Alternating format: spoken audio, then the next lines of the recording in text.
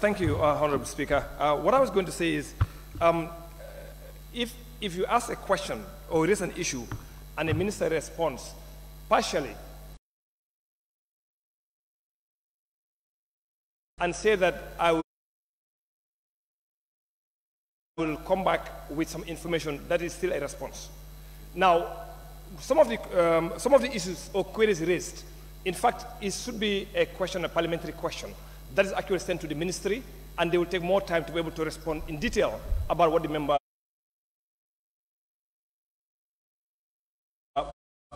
needs. But to be able to say they have responded actually, in actual fact, but maybe you are not satisfied. So if you are not satisfied with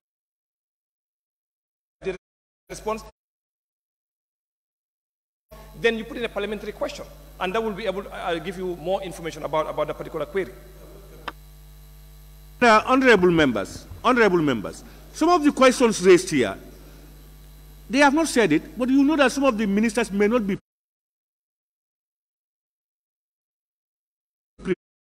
prepared. They don't have the statistics and the figures to be able to respond to those ones. They need to go and do research consultations with their technical people to get certain information to give back. So these are issues that are raised. If you are not satisfied, or you still have things pending, you still have a right to either put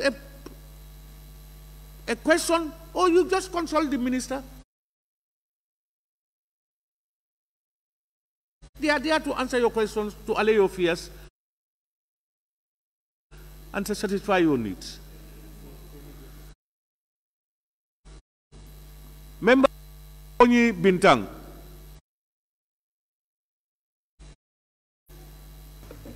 Thank you so very much, Honorable Speaker. This is why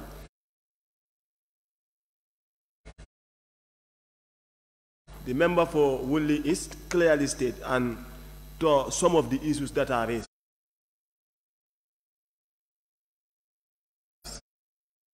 I want to second that part.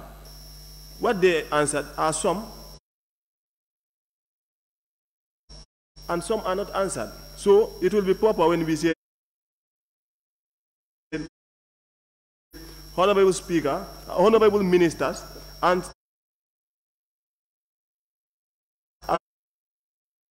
answer to some of the issues that were raised. Thank you. There will never be a time when all the issues will have been answered. This is what I'm saying. So this has been the practice in minutes. Why do you have to say some again and qualified with some and not some? Because your certain concern is not addressed. And there are never times when all concerns are addressed.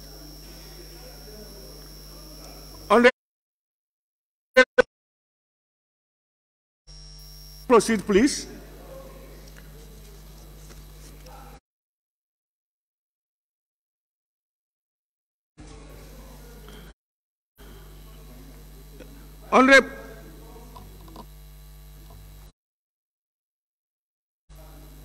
Honorable members, it has been moved and seconded that the record of votes and proceedings of the National Assembly sitting of Thursday, 29 September 2022 be approved with amendments. Those in favor, please say aye. Not in favor, please say no. The ayes have it. Clerk, can we move forward?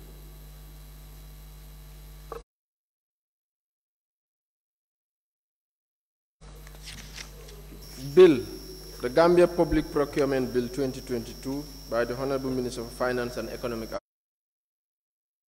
Affairs. Honorable members,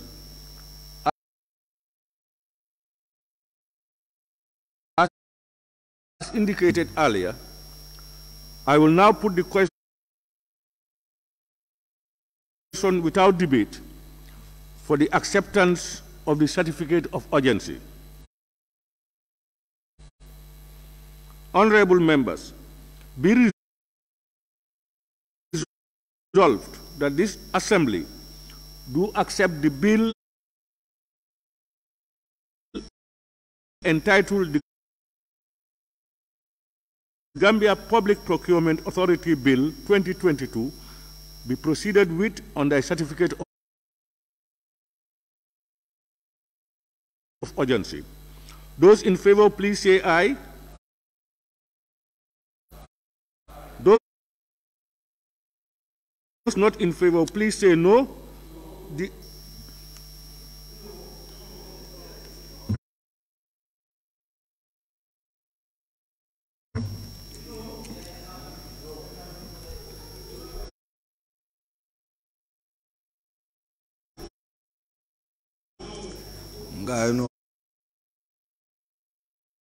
Okay. The ayes have it. No.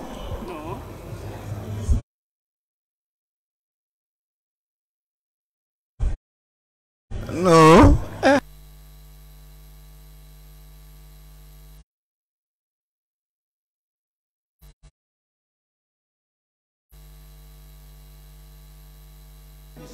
Yes, let them just.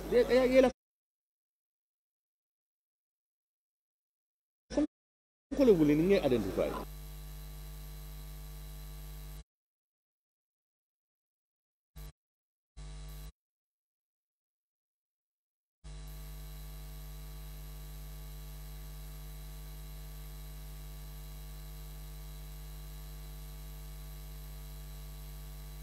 Honorable Member for Bakau.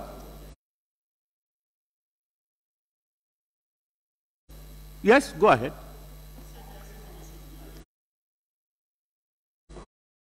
Honorable Speaker, I'm calling for a...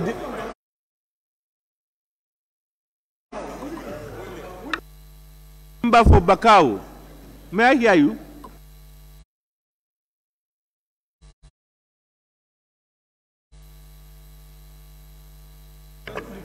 Let's put it to vote. Yes, that's what I'm saying. Let's put it to vote. There's a division.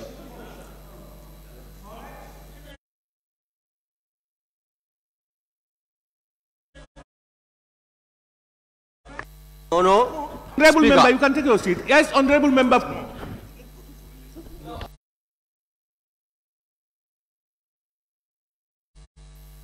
Calling for a division.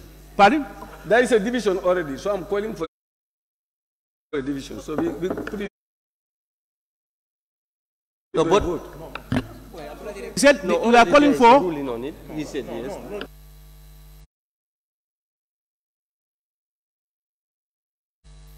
be resolved that this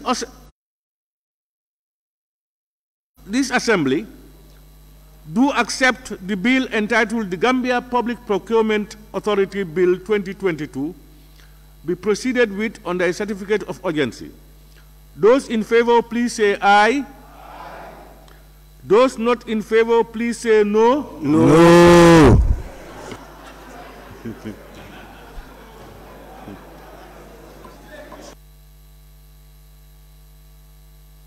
No. Honorable members, now let's resort to voting. Those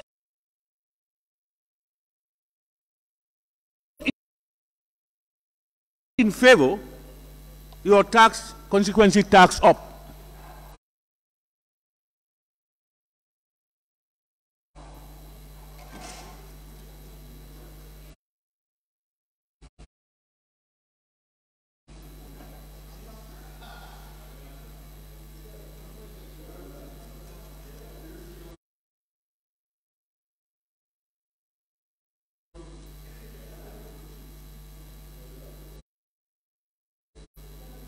And look, Hey. Hey. We also want the names. Yeah, tell your people to go and write. Honorable members, you raise your tax. We are not only counting the number of votes, we also want to know those who are voting yes or whatever on record.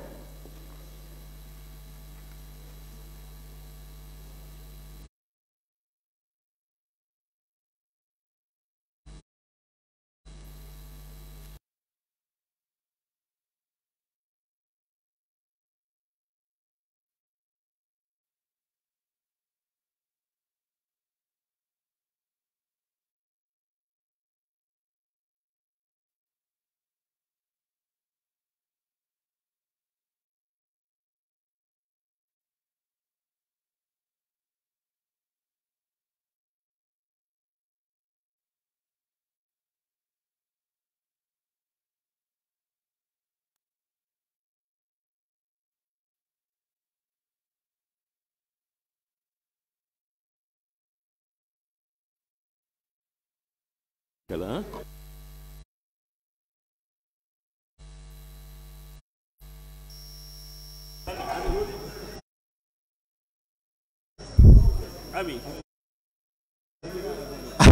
Honorable Speaker.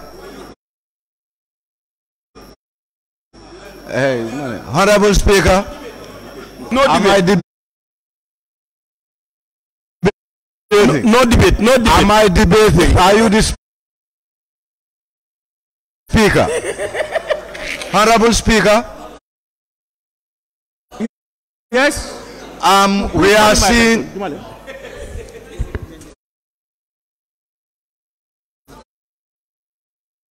Honorable Speaker. That's Janyambure? Yes. Yes, Janyambure. What we notice within the chambers is some of the members are raising two tags at the same time.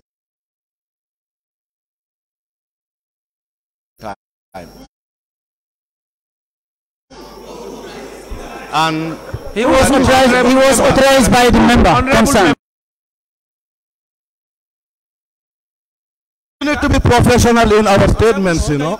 Please be seated. No, Honorable Speaker. Honorable Speaker. Honorable. I'm not withdrawing. Are you the Speaker? Calm down. No, just calm down. Let me clear myself. Oh.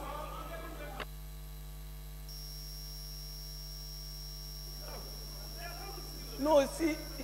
Can we hear you? I'm observing. He gave me the permission to observe. You are not here to observe. Sit down. Your mic. You are giving me a chance to observe. Remember, use your mic. Yeah. Honorable Speaker, I am observing that some people are putting up two tags. And that's what they are putting to you. Are you here to observe? Honorable member for Woolley, just hold on, just hold on. Honorable members, please give him chance to make his observations. Please. Honorable member for Woolley. Honorable Speaker, what is happening is that when we are voting, you are supposed to raise only one tag, your own tag. You are not supposed to pick somebody else's tag and raise two tags, you alone. That means that you are voting twice. How about if you are authorized by the person? Honorable member, that is good enough. That is good. Members have only one vote, but the technical staff who are counting are instructed to count one person only for one vote. May have mistake, Honorable Speaker. But you should not tell them to raise two tags. Honorable Speaker, should we in fact mislead the Parliament? Honorable member. Honorable Speaker, you should not have used that word. Honorable Speaker. You know? We mislead the Parliament. Honorable members. Honorable Speaker, as I've been withdrawn already. I don't want to put up any other thing. Please, if you want to talk, put your tag up. I will give you a chance. I don't want members shouting. Okay. Please. Okay. Two, as I said, members know very well that you have only one vote and you can only vote once. If a member decides to put up two, that's not expected of an honorable member. But where it happens, the technical staff will only count one. No member is counting. It's the assembly, it's the table office, and the office of the clerk who are counting. Don't we trust them? So, Honorable, are you finished? For yes? Yes? Yes? Thank you very much, Honorable Speaker, for giving me the floor. You earlier stated that every member is entitled to a tag. Why is that a honorable member will raise 2 tags and you said he should raise 10? You should say that no, you should not do that. But you encourage it. Honorable member, I wish you were listening. You were probably dreaming. Yes, because I made it very clear that honorable members are not expected to put up more than 1 tag. If you do it, that's not honorable enough. I said that very clearly. But I also said, put up 10, the clerk's office will only count 1. So we are now finished with those in favor. We are now moving to those not in favor. Can you put up your tags? Not in favor.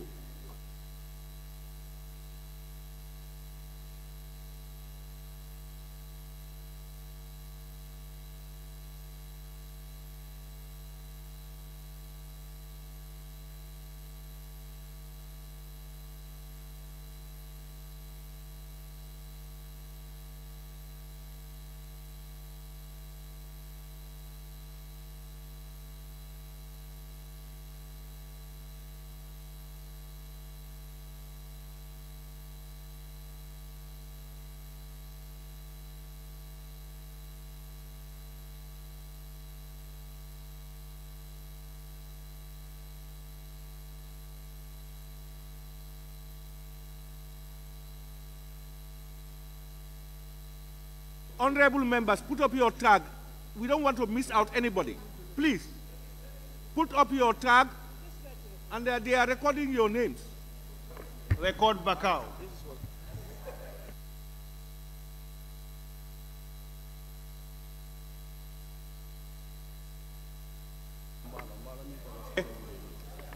Honorable members,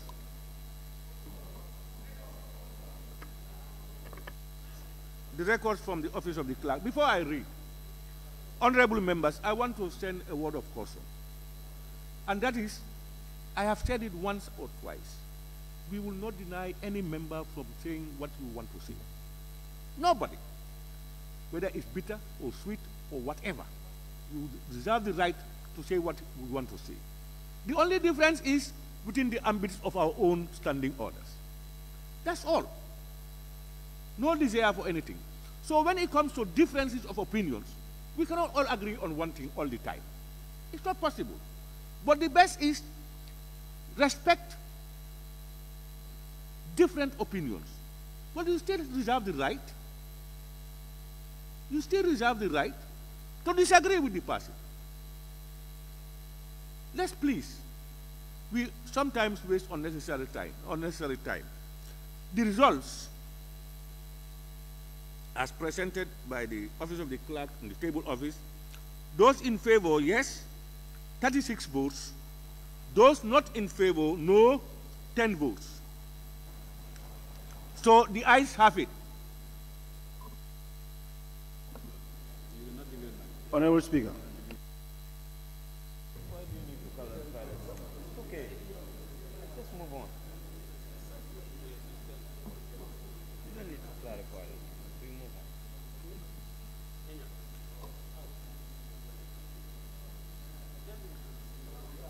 on. Honorable members, now Standing Order 77.3, which reads, a bill to which a certificate of urgency attaches may be proceeded with throughout all its stages, and assembly shall not be counted out or adjourned, except upon a motion made by the Vice President or a minister in charge of the bill, until such bill has been read the 3rd time.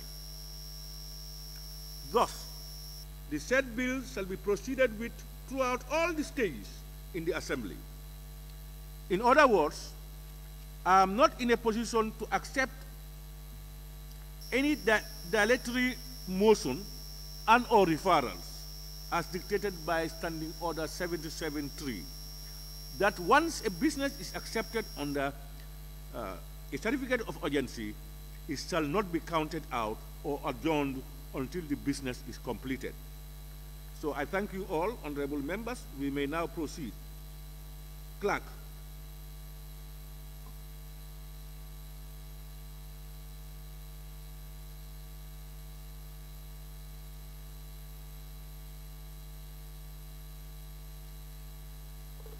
The Gambia Public Procurement Bill 2022. Thank you. Honorable members, in accordance with Standing Order 65, the first reading of the Gambia Public Procurement Authority Bill 2022 is completed. Therefore, in accordance with Standing Orders 66 and 77, we will proceed to the second reading of the bill forthwith. Clerk, may we proceed? Second reading, the Gambia Public Procurement Bill 2022 by the Honorable Minister for Finance and Economic Affairs. Honorable members, pursuant to Standing Orders 67 and 77, I invite the Honorable Minister for Finance and Economic Affairs to move a motion for the second reading of the bill entitled the Gambia Public Procurement Bill 2022. Thereafter, it will be seconded and the Assembly will debate on the general merits and principles of the bill as per Standing Order 67.1. After the debate, honorable members, we will resolve into a committee of the whole Assembly to give detailed consideration to the bill. On that note, honorable members, I now invite the Honorable Minister for Finance and Economic Affairs to move the motion for the second reading. Honorable Minister.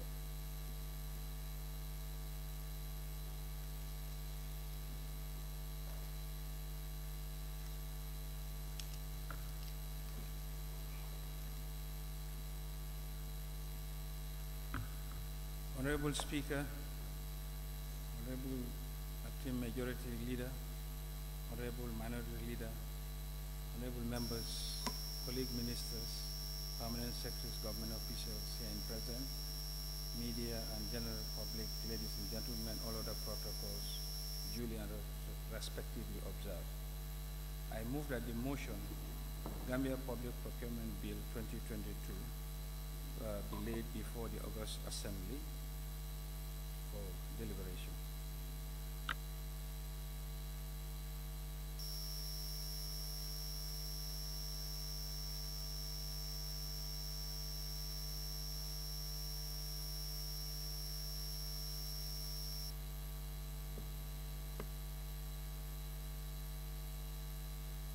Counter motion, please. Honorable members, any seconder? Member for Upper Salum. Honorable Speaker. Thank you, Honorable Speaker. I rise to second the motion, and also I intend to Honorable Speaker. speak on the motion as well. Honorable Speaker, we are presented with Honorable Speaker. certificate of urgency. We are presented with a certificate of urgency by the President, and in accordance with Section 98, subsection 1 of the 1997 Constitution, and also in line with our own standing orders. Honorable Speaker. The certificate of urgency actually is in line with the laws of the land. Honorable Speaker. Honorable Speaker, counter motion.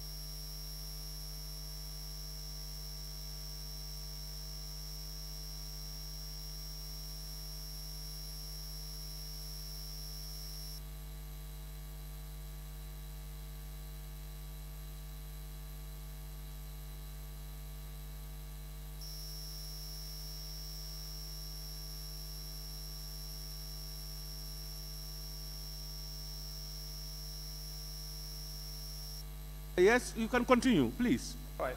Thank you very much, Honorable Speaker. I rise to second the motion, and I also intend to speak on the motion on the certificate of urgency for the GPPA Bill 2022.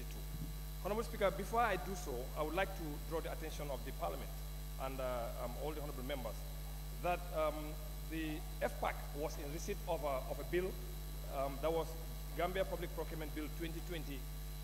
The first reading was done in November 2020. However, at the time also, FPAC was also dealing with various bills like the pension bill, the anti-corruption bill, the supplementary appropriation, the National Health Insurance Bill, and the National Assembly Service Bill, to name few. And we did prioritize the bill, and then the GPPA bill of 2020 actually was put on the back burner. And as a result, FPAC was unable to present any report at the time. Now, if I stand here and then say that there is a certificate of urgency for 2020, I would really stand to support it, purely because if FPAC has done their work at the time of 2020 or 2021, we will not have been here today. So on behalf of my fellow members and on behalf of the previous legislator, I want to apologize for not being able to deliver on that was given to us at the time. And we continue from there. I accept. I accept. We accept. That's fine. We accept. And Honorable Speaker, and that's the reason why I stand here to support the certificate of urgency, because had we had done what we were supposed to do, then we were not going to be here today. Now, going into the bill itself, Honorable Speaker, now, again, I know there are a lot of people talking about why the change in the bill, but the change is actually very minimal of what was given to us in 2020 and what we have today here. I think, if I remember, it's only about a few areas. One is about the emergency procurement, and this is also an area that the Parliament actually, FPAC in particular, recommended that to be added because of the experience we had with the procurement during the COVID. So that was a recommendation from FPAC, and also we did receive a recommendation from GPPA themselves, a write-up, also recommending for an emergency procurement to be added on this new bill. So that's one of the changes from the 2020 to 2022. And also, Honorable Speaker, it's also important to also note that the creation of the procurement directorate, that is procurement cadre, at the Ministry of Finance also was not in the 2020, but is actually present here. So those are the major differences. So in effect, what was given to FPAC and what is present today is almost like 95% the same. So the difference is really very minimal. Honorable Speaker, this bill, Honorable Speaker, I think is going to go a long way in changing the way procurement is actually done in this country. Simply because what we had at this point in time is we have a judge and a jury at the same time at the level of the authority. They are the one that will do the approval, and they are also the one that will also check for compliance. And that is really, you are becoming a judge and a jury. And separating them, Honorable Speaker, is going to ensure that we have a lot of the lapses that actually could be seen in it is actually corrected. Honorable Speaker, at this point, you know, we've been talking about fighting corruption in this country. But let's remember one thing. 60 to 70% of our expenditure as a government, minus the salaries we pay, is all procurement related. So essentially, if we are talking about corruption in this country, that's exactly where we need to look at. And any law or any framework that would actually help us to solidify, to ensure that we have a very good foundation in terms of fighting corruption, I think this is to do that. We already have the anti-corruption bill with us in the Parliament. We also have the Public Finance Act, which is 3, the pay bill, the anti-corruption, and also the changes in the Public Finance Act. I think these are 3 fundamental pillars on which the public finance management of this country actually can be corrected with all the issues that we actually have. So to fight corruption, to be able to do that because of the lapses we have in the procurement process. Honorable Speaker, if you look at the issue of e-procurement, I think I've mentioned this in 2021 and in 2020. And I did say this to the Minister of Finance, that we need to change the way we do procurement. Already in the private sector, some of them actually have gone ahead. And the e-procurement actually is just a portal, a website where actually all people that are interested in procurement can actually, you publish really want to procure, and vendors can actually respond electronically without having to see physically. So what it does is anytime there is physical interaction between people, whether it's cash or non-cash, there is a potential for corruption. Anywhere. So the moment you reduce human interaction, that actually is another layer of controlling corruption in this country. And already some companies in this country here they have gone ahead and doing that. And we have seen and we have known some institutions where, as far as procurement is concerned, you don't even see them until the time of delivery, meaning the request for proposals, you know, and the review, everything, submission, everything is done electronically. So the only time you get in touch or see the person is at the time of delivery or at the time of verification. That's the only time you see. Again, that actually helps a lot in the curbing corruption along along the line. Honorable Speaker, also there is one novel thing we have here, and that is the on page 25. That is the procurement principle, and that's section 20 of the bill. That is the procurement principle. Honorable Speaker, if you look at the principle, really, I think there is something that's really excellent, because it's actually telling you really why are we doing this? What do we intend to achieve by doing this procurement? And again, the first one I see here is to maximize economy and efficiency in procurement to achieve value for money.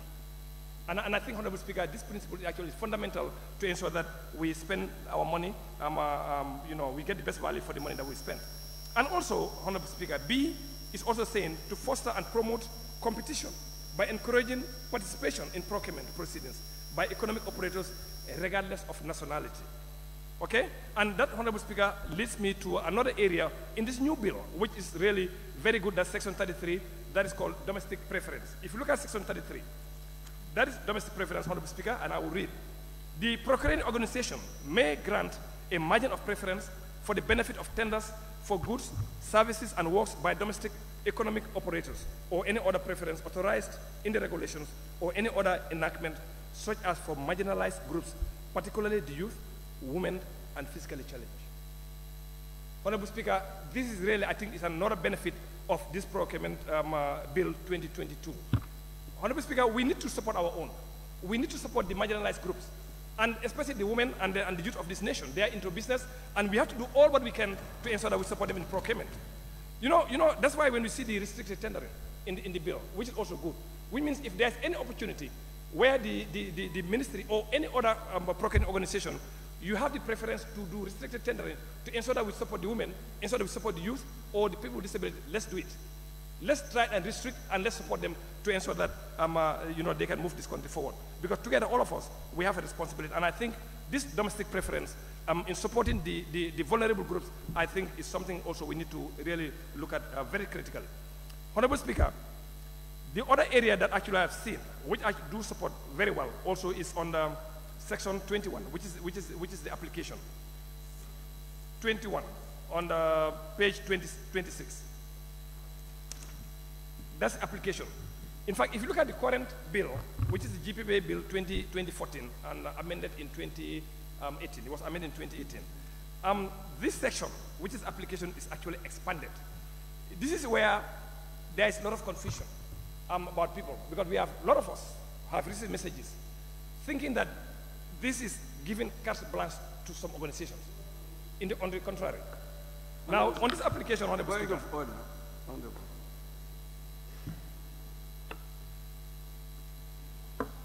Honorable Member, is it Woolley? Woolley East? Honorable Speaker, my point of order is that we are dealing with the merits. Section authority. Can you quote the relevant provision? We are dealing with merits of the bill. Honorable Member. Not the substance of the bill. Honorable Member. Merits. So my honorable member is going into. I don't want to disturb your time. Thank you very much, Honorable Member for Woolley. Yeah. You always address the speaker. You don't be talking with people. Honorable Member, can you continue, please? Thank you, Honorable Speaker. I think the member needs some medication or something. Anyway, Honorable Speaker, on this application we are talking about here, if you look at the current bill, it actually has been expanded, and this is also one of the advantages of this 2020 bill. Now, if you look at the, particularly on A, this act shall not apply to contracts of procurement the minister responsible for national defense determines is related to national defense or national security. This in itself does not give carte blanche to that particular ministry.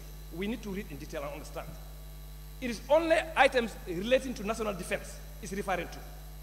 So if they're going to do procurement in vehicles, procurement is stationary, furniture is going to go through the same rules and regulations will guide it. So I know some of us actually have received information about this particular one, but the essence is only matters of national security only. The procurement of furniture, I don't think is a matter of national security. The procurement of computers, the procurement of motor vehicles, etc. is not. So let's read it in detail to understand. And if you look at further, Honorable Speaker, we know our state-owned enterprises do suffer when they are part of, or when they want to respond to bids. We know that. Because of the time it takes for them to be able to get clearance from GPPA. And let's be mindful of one thing. You know, the authority gives approval, but it's the same authority that will also come and then check for compliance. So in case there's any issue, who will be held responsible? So if a procurement organization actually goes to GPPA at this moment and seek clearance, and they give them clearance to perform certain procurement, and later down the line, the Auditor General or internal audit realizes that there was something, corrupt practice actually was discovered, who should be held responsible?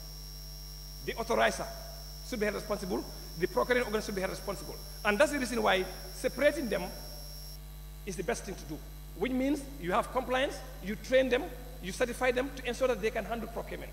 And this is very important. So the notion that the GPPA work is being taken away from them to somebody else is not actually, is very inaccurate. The intent is for them to allow them to concentrate on their core competence, which is compliance aspect, to ensure that all procurement organizations actually have been well trained and they are certified to be able to carry procurement. But if you want to be a player and a referee, you will have a problem. If you want to be a player and the referee on the same field, you're going to have a problem because there will be foul play. So that's the reason why it's better for them to concentrate on the compliance and ensuring that all procurement agencies have the right caliber of people, have the capacity to be able to conduct. Besides, in the same bill, there is a contracts committee. What is their responsibility? Is to review procurement and actually approve. So once the contracts committee in any organization actually makes approval, why do you need to have another approval? So approval on top of another approval. For me, that actually makes that actually saves time. Meaning the longer it's going to take you make approval at your institution, then you go at that takes too long. Now the procurement organization will be held responsible for all procurement because they are the one that will do the procurement. The procurement committee is going to give approval.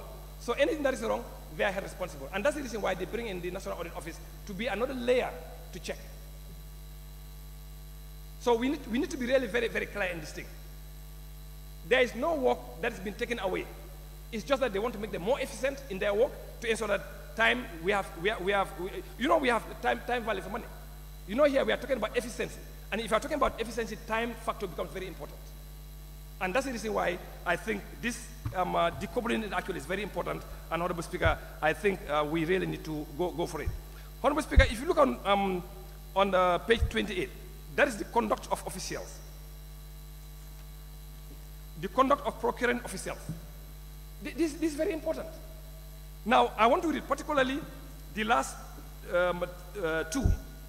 This is talking about the procurement organizations.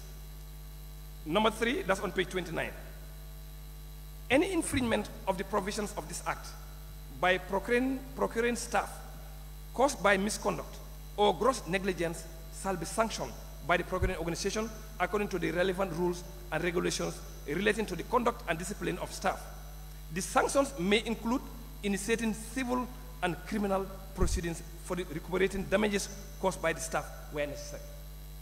You see, this in itself is taking away that responsibility from GPPA because we are not approving. Because if you approve and anyone is found culpable, GPPA also will be found culpable at the same time because you approve. Honorable Speaker, the FPAC actually is in receipt of several correspondence from the Internal Audit Directorate where they stop procurements because the value for money was not achieved. And this procurement actually has gone past GPPA. But the internal audit stopped those and asked them to go back and renegotiate because the value for money was not there. Now, if you're going to give approval, then have you actually checked value for money there? And the report, actually, I think I've shared it in the group. I think if you check, it's almost 32 million that was reported. That was last year. This year, they are yet to make any reports. So essentially, what I'm trying to say here is, let's try to separate the functions in terms of somebody approving, and so you are the approving authority, you are the checker. I mean, it's not possible. Let's give this to somebody else. And also, I'm glad, Honorable Speaker, that we also have the Auditor General in place, where they can come and also audit. And if you look at this section, let me see.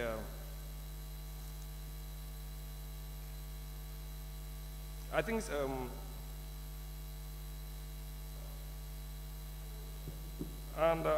so I think, Honorable Speaker, that's really okay. Let me just move right along.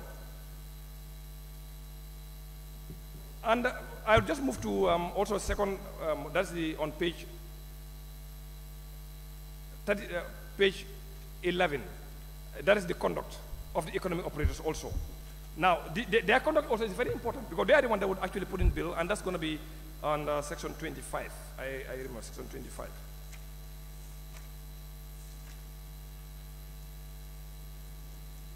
Yeah, that's on page 32. Their conduct actually is also new in this bill. If you look at the previous bill, it's almost silent. And they also have a responsibility in their responses with this. Now, if you look on the first one, it's actually saying economic operators in relation to the programming organization are required to act in a professional, objective, and impartial manner in the mutual interest of the contracting parties. So they have also a responsibility. Not only the contracting agency, but also the operator, the respondent, the bidder, has a responsibility also. And I think this is also excellent in terms of doing that. Honorable Speaker, I would like to read the 11, that's on page 33. Honorable Member, yes. Don't go beyond the merits and the principles, please. Yeah, this is a merit because it was not there. Yeah. So, in fact, you know, when you talk about the merits, advantages, or the things that are new that could actually help, that's exactly what I'm reading. That's why I'm reading the sections in particular. And, Honorable Speaker, in terms of accountability also, and to also minimize the issue of corruption, subsection 11 on page 33 is also very clear that all bidding documents and contracts for works, goods, and services shall include a clause. This was not there before. In stipulating that bidders will be rejected or contracts terminated if it emerges that the award or execution of a contract has given rise to unusual commercial expense. I think this is also another way of trying to help minimize corruption. So the clause needs to be there, and if there's any way that you know, a respondent actually has done that, then they have the right to terminate or to close. So this is one of the advantages of also this bill, Honorable Speaker. Honorable Speaker, I think that's my last intervention, and I want to thank you. The rest are suggestions, and I will wait until we get to the floor in terms of the composition of the boards, etc. So when we get to the floor, I'll be able to show more. Thank you very much. Thank you very much, Honorable Member for Upper Salu. Honorable members, the motion has been moved and seconded. In accordance with Standing Order 67-1, I will now open the floor for debate on the general merits and principles of the bill. Any honorable member who may want to partake in the debate may now do so, beginning with honorable member for Jara Central.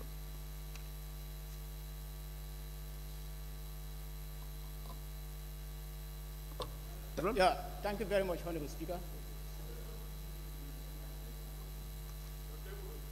Yeah. Honorable Speaker. Honorable member for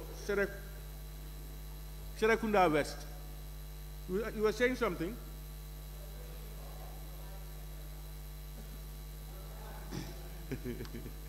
That's good enough. I'm sure they are aware. Honorable member for Jara Central. Yeah, thank you very much, Honorable Speaker. I'm already on my feet. Honorable Speaker, I would also equally join my honorable colleagues to thank the Honorable Minister of Finance for tabling this important bill entitled the Gambia Public Procurement Bill 2022. Honorable Speaker, if you look at the objects and reasons of this bill, you will come to understand that, Honorable Speaker, this country has started moving in the right direction. Long time ago, Honorable Speaker, the Gambian people have been crying of a foul play of the activities of corruption within institutions, most particularly, Honorable Speaker, in the area of procurement. Therefore, if we have gone in that direction of bringing a bill that will tackle part of the corruption that is happening in the procurement processes, that is more than welcome, Honorable Minister of Finance. Honorable Speaker, if you go to the objects and reasons, may I just, Honorable Speaker, with your permission, it is mentioned that this is a more modern procurement law which addresses the weaknesses of the Gambia Public Procurement Act 2014. There was a law that was enacted in 2014.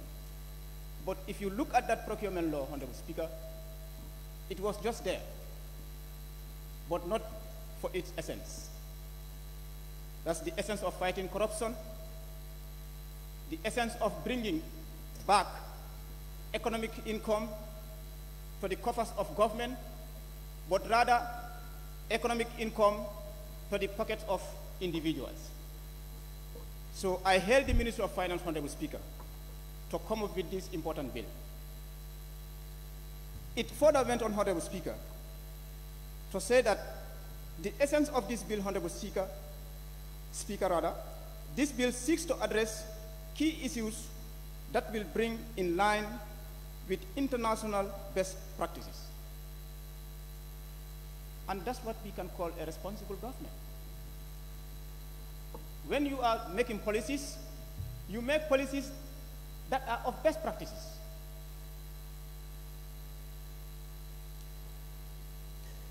And it also control, this bill after being enacted, Honorable Speaker, it will also control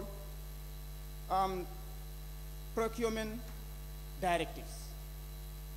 You sit in your office because you are a senior man in the cadre, just give directives, and then your work is done. Done in a manner that don't favor government policies or government interests. So this bill also comes to address that. There wouldn't be no more directives.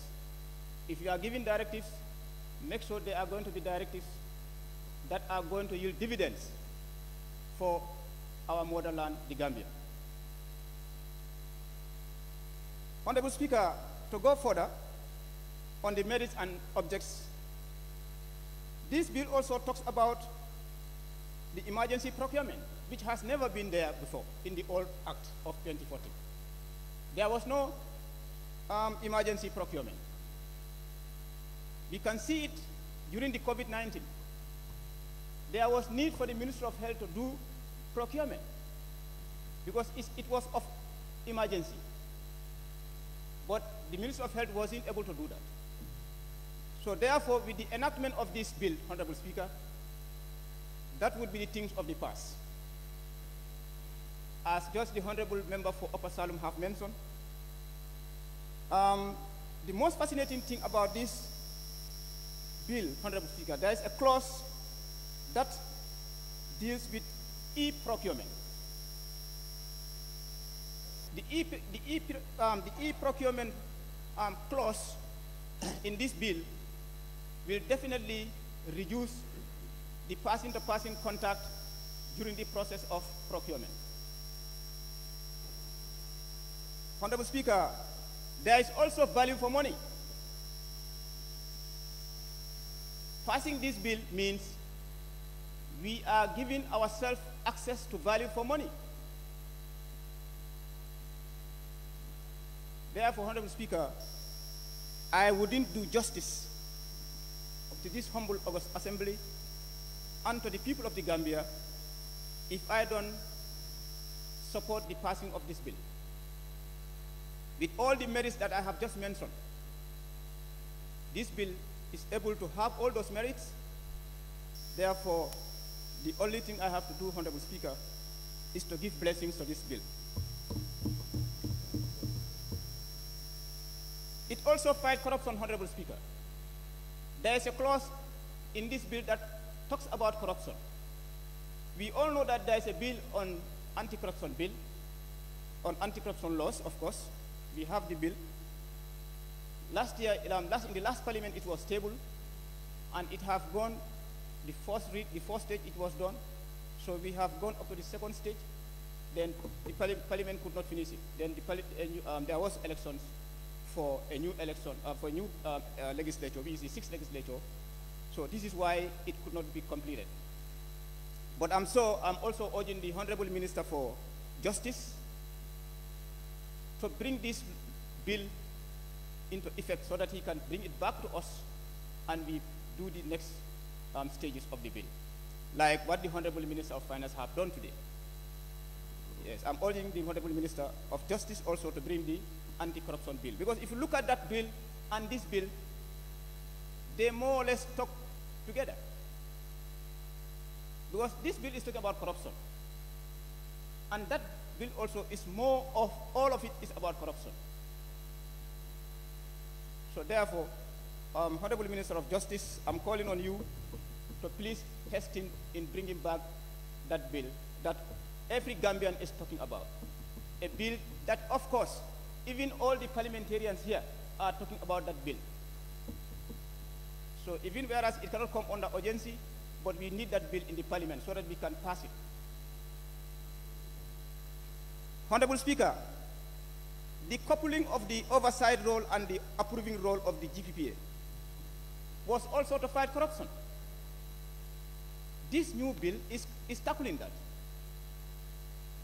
So really, Honorable Speaker, this bill is a good bill. Thank you very much, Honorable Speaker. I beg to move. Thank you very much, Honorable Member for Jara Central. I now call on the Honorable Member for Nyanija. Thank you very much, Honorable Speaker, for giving me the floor. And then equally thank the Honorable Minister and whosoever is behind this for coming up with this bill under a certificate of urgency. It's one thing to bring a bill before the National Assembly to pass it through the normal stages, but also bringing it under a certificate of urgency means something else. But before going further, I just want to emphasize the fact why the certificate of urgency, which is very important, and that's the reason why we are sort of divided here. Honorable Speaker,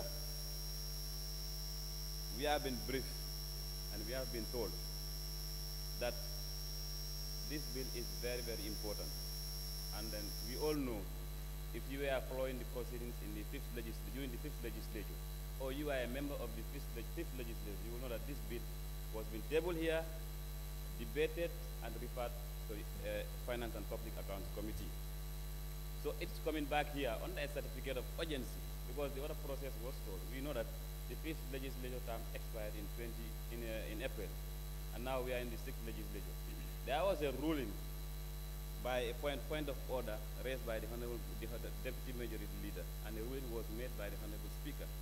So if the executive choose to bring up the bill in this manner, definitely we should thank them. I think there is no member who should stand here and say, I'm questioning the urgency, because I can remember the last adjournment debate and the debate on the SONA. Almost every honorable member who stand here will talk about corruption, corruption, corruption. And we all know the bulk, the capital expenditure, almost 60 to 70% of capital expenditure after salaries, all goes to public procurement. So if we are definitely serious, and then we are concerned about these issues that we are raising here, this is a bill which you know that will not even have too much debate here. We'll just pass it and then just make certain ratification, make it perfect, and adjust things where they are loose, and we move on. Honorable Speaker, moving forward by looking at the objects and reasons, as the Honorable Member for Upper Salom, likewise the Honorable Member for Jara Central raised, it's self-explanatory. The objects and reasons are very, very clear. Looking at each paragraph as highlighted by the Honorable Minister, thereby addressing the weakness of the 2014 GPPA Act, providing the avenue for e-procurement, and then also putting the local councils in the centralized system of procurement, and so on and so forth. So, honorable members, I beg on you, and then I beg on your indulgence, so please read through the objects and reasons, then you will understand, because it is self-explanatory, and there is no controversy in this. I agree there are some gaps here and there within the bill, but we have the opportunity at the committee stage to make any changes that we want to make. This is our bill as far as it is before us. Let us not see it as it's the executive bill or whatever. They brought it here, but now it is our document. When it is passed here, it will not be called the Honorable Minister's bill or whatever. It will be called with bill, an act passed by the National Assembly. So before it escapes us here, let us do whatever it takes to make sure we fine-tune it to the best of our abilities. Honorable Speaker, moving on and to a very important point that the bill seeks to address, that is the issue of emergency procurement. We are all aware during the COVID, 500 million was allocated to the Ministry of Health for the COVID emergency response. But by then we all know what happened. Our lives, there were threats to lives, threats to security, and threats to so on. And then it is highlighted in the COVID, in the FPAC reports during the COVID-19 time. We've all seen that some of the issues that they have raised there. So those are issues of concern that should concern every honorable member. So if you have a document here trying to address that concern by coming up with a provision, whereas it is empowering the minister or the person responsible of the bill to come up with emergency procurement rules to guide such processes, I think it is in a step in the right direction. Because we all know we are always experiencing problems here and there, national disasters, epidemic disease trends are changing day in, day out. So we should expect more of that, and then we should expect more of emergencies of that magnitude, of that nature. So having this in place, I think it is something that we should all upload. Honorable Speaker, also looking at the last paragraph in the objects and reasons, where the Honorable Minister is emphasizing on the independence of the Gambia Public Procurement Authority. This is a very, very important body that should be independent and should be autonomous. Like the Honorable Member of Upper Salem said, we all know what is happening presently in some of our procurement issues. If in the National Assembly we are a victim, we have to speak the truth and we have to say the facts. We are all suffering because of some of these procurement rules and regulations. And oversight institutions, we are procuring, and then we have been dealing, and we have been football, we have been moved from left, right, center. All this is because of the bad laws we have in place. So here is the opportunity for us to make a stop to that and change everything and put this thing in the right way. Procurement bodies and procurement authorities should be independent. But you cannot be independent up to an extent you are above everybody or you are involved in every process. That is definitely wrong. Even the National Assembly, we have our limits, and then we have our powers. There are things that we enter into, and there are things that we shouldn't enter into. So this should be the guiding principle for every government authority too. I understand some people are questioning about the appointments of board authorities and here and there, but I will just refer everybody who is talking about that to go to section 175 of the Constitution, which reads, and I quote, it says, members, board of directors of public enterprises are appointed by the president in consultation with the Public Service Commission. So that's a constitutional provision, unless we change it. If we don't change it, that's what we have, and we have to go by that. The president has the authority to appoint anybody in consultation with the Public Service Commission.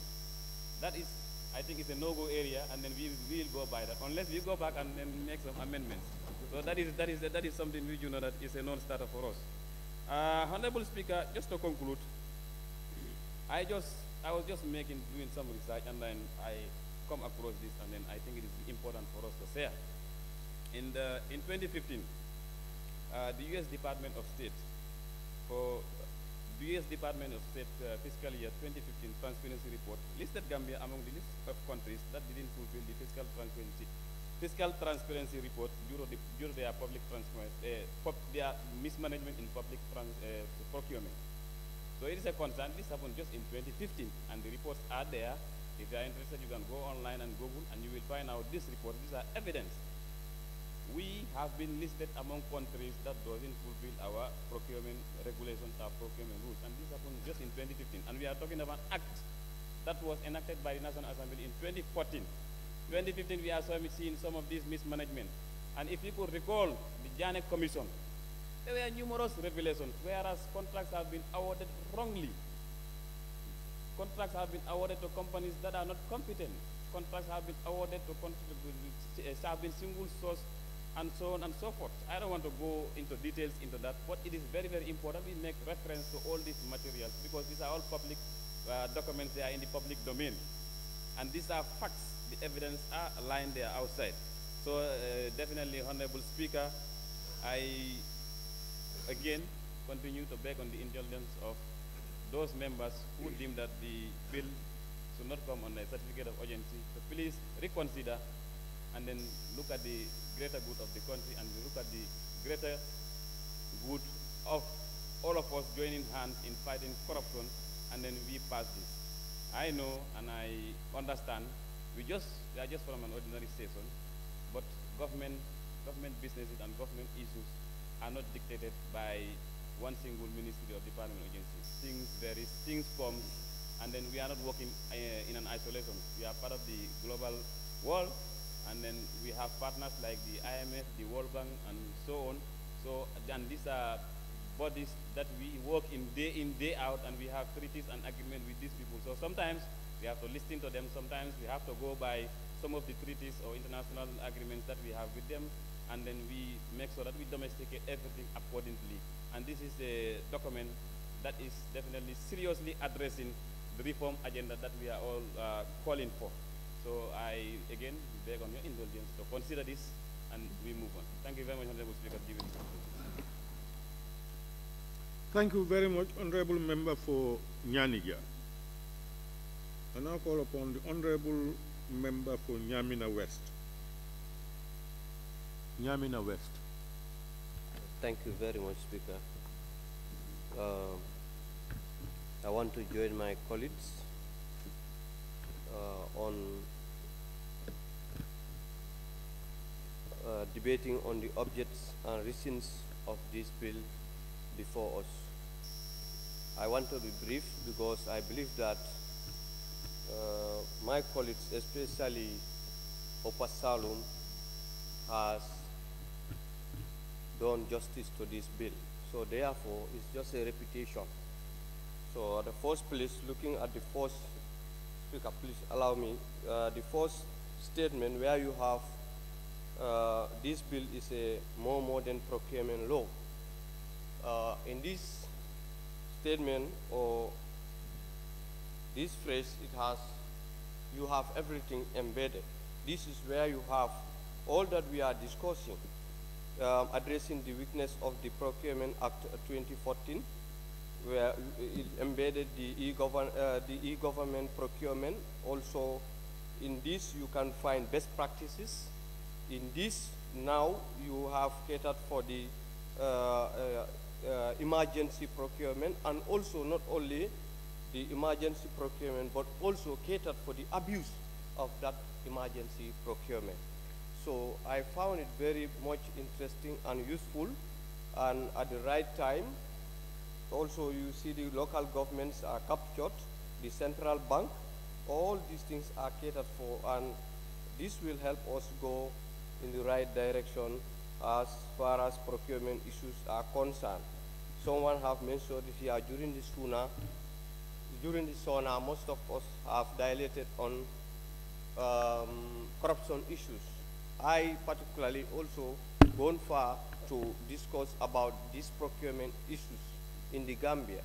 So I am among the most delighted NAMs that are receiving this here in front of my table, since it is addressing issues of concern with regards to corruption and many other procurement issues. And what I want to add there is that issues of efficiency, like we discussed, my Honorable Opanyomi discussed about time factor, which is very important, which is already stressed also by the Honorable Nyanija.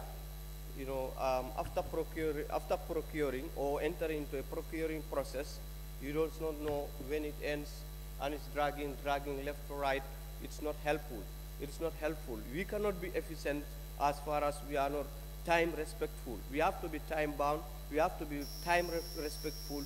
That is very important. I think we have to also inculcate time, or that will come later in other regulations that follows this bill, but which is very also important.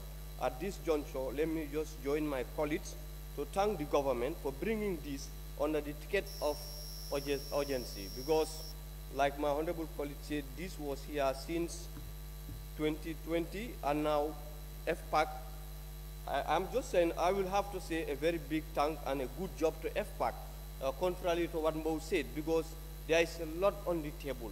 There is a lot on the table in this parliament, and there is a lot on the table for FPAC. So it's not that you haven't done well. FPAC has been doing well, and I think so. You are doing justice. You have also helped us on this bill. That's why the wisdom and the knowledge could have come last before us. So Honorable Alhaji Mo, thank you for that. And also I say a big thank to the minister for tabling this here on the ticket of urgency. I beg to take my leave. Thank you, Speaker. Thank you very much. Honorable Member for Nyamina West. I now invite the Honorable Member for Jeswang. Thank you very much, Honorable Speaker. Honorable Minister, thank you very much for coming with the bill. First, I will start to ask a question with regards to the bill. Whether, the bill was being discussed at the stakeholders level, whether all stakeholders were part of the discussion before the bill being brought here. Because the reason being, there are questions coming from every corner. And had it been that stakeholders were involved, I don't think that we come to this level. Honorable Mbo made it very clear to us that the bill has been here for a while, but due to reason beyond their control, it was not able to be tabled. And I think Mbo coming up with the idea that it was here and then he accepted the fault to say he's apologizing. It's also clearing the doubt of people talking outside, saying that it is just been brought just now, and we are here, it is thrown to us for us to approve. Thank you very much, Honorable Mbo, for clearing those doubts, and also saying that we have to work very hard when bills comes in, we pass it at the right time, so that issues of this nature will never happen again. Coming to section 12 on page 18, with regards to the function of the authority, which refers to the GPPA. They are the one monitoring and then monitoring and also regulating. And on number 3 also, the assessment also is being done there. But my problem here is who is the one approving? The approving authority is who? Because the reason why they are no more approving, as people have just mentioned, is because they were being called foot players and referees. Hope the same thing will not happen again when we don't know the approving authority, who are the one approving, because it's very important that we need to know who is the one approving. Because they were approving for who? The very people concerned were the one who were doing the procurement. So if those people are also doing the same procurement and also approving for themselves, it is not going to be the same thing again. So I think that one needs to be looked at properly.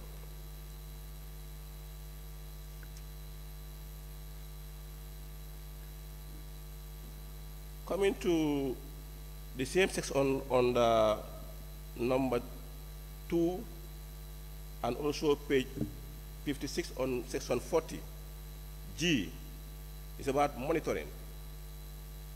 The authority is also doing the monitoring, and the director also, on section G also, they are also monitoring. So hope there will not be something like a conflict of interest on both sides. That needs to be looked at properly, because this about procurement, I mean, talking about corruption. Everybody talks about corruption, but corruption doesn't only stop at only talking or passing bills. We have a role to play in corruption. Even if this bill is being passed to control, after being passed and approved by the August body today, hope it will not only stop there without action being taken. If action are not being taken, it is meaningless. As some of my other colleagues have alluded that almost 70% of this country is based on procurement. Those are the laws that need to be looked at properly. So the stakeholders involved, being part of this bill, Honorable Speaker, I think they need to be looked at properly, and those to be employed need to be well-trained personnel who will be handling this procurement issue. Yes, the e-procurement issue is very important and is very good, but at the end of the day, it is going to happen the way you want it. There was a major tender board before, and it was being accused of corruption. That's why it's no more there. And there also a director also that's going to be set up under the Ministry of Finance. Hope it's not going to be the same again. So I think it's very important for these things to be looked at properly so that we can all be in it together. Because when it comes to procurement, it affects everyone, being the one outside. And going to Section 50, with regards to engineering, procurement, and construction, I think that one needs to be looked at also properly, because on Section 1, subsection 1, this is not only a procurement method, but the nature of a contract under which the contractor takes the full responsibility of design and build. This is about you design, you build, and possibly you price. But underneath is the commercial risk part of it. I think there should be another section that should make it very clear in case of any other hidden cost who will be responsible. Because the moment you prepare your bill and cost, there is a cost involved. The guy does the design, he does the pricing, and he quantifies. Whether he under measure or things were over measured, who is there to check? I think there must be a clause that will indicate who is there to control and how will that person be controlled. Reference to the issue in Banjul here, the Banjul project. It was just something of this nature, and it is still under review. I think it's very important for that clause to be added there so that we can avoid issues of that nature to happen again. Yes, the bill is around. Many are giving its blessing for it, and that's why we are all here. We want to give our blessing on it, but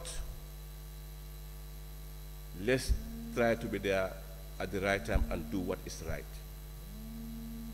The GPA was there. It's like most of their responsibilities are taken away from them. So the one doing the approving, and the one also trying to assess must be very firm and very honest to Gambians. And if possible, Honorable Speaker, I want, if after this, let there be a stakeholder meeting where they also will be briefed on the issue, and during the regulatory part of it, when we are preparing the regulatory aspect of it, I think it's important for it to come to the Assembly so that we see whether what we have approved, most of it is in line with the regulatory law of it. Thank you.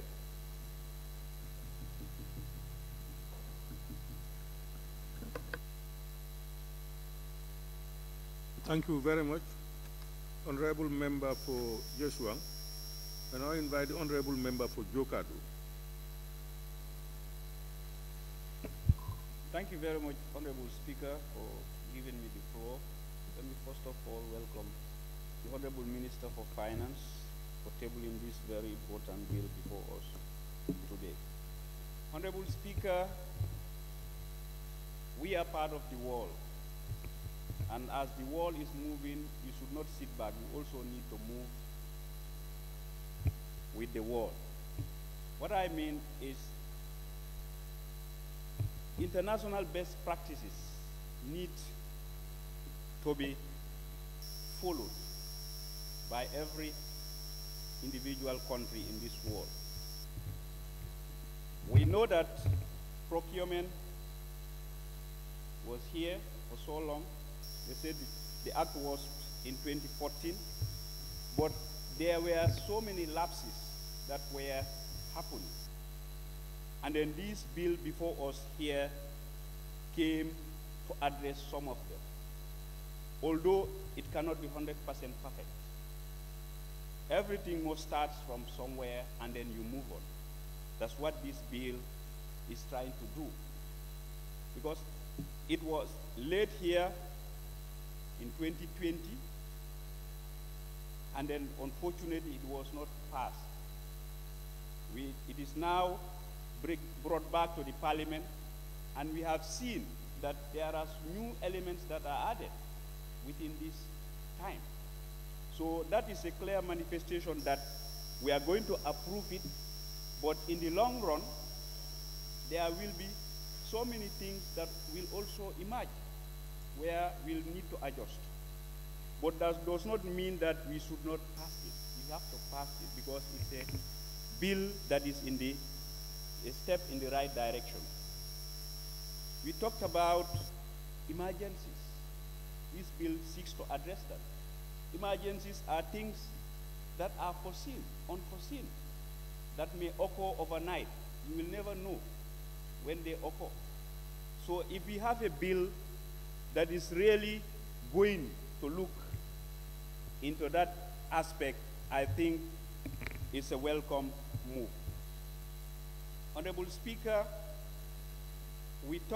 the bill is also talking about e-procurement, which is very important.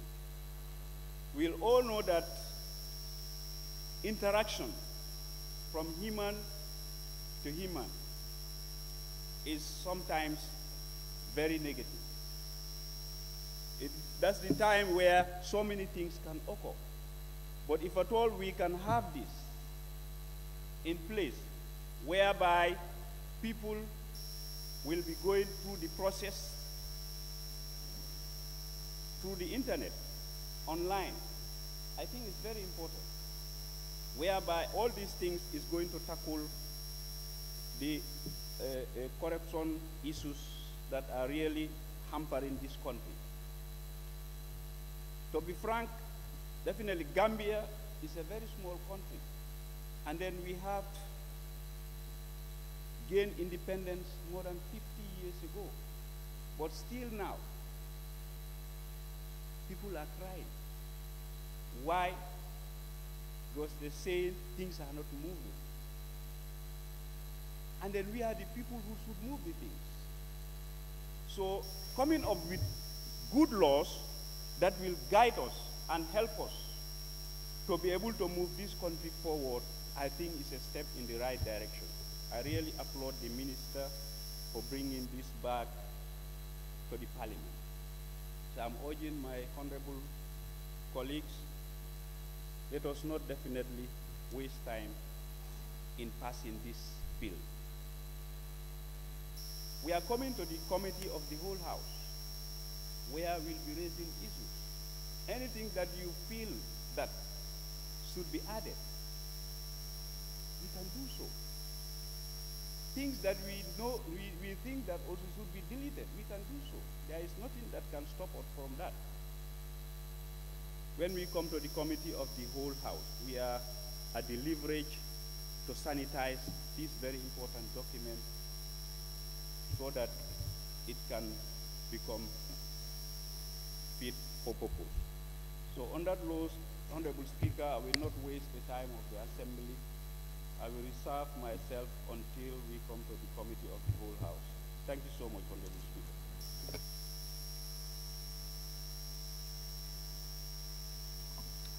Thank you very much, Honorable Member for Jokadu. And I call upon the Honorable Member for Foni Kansela.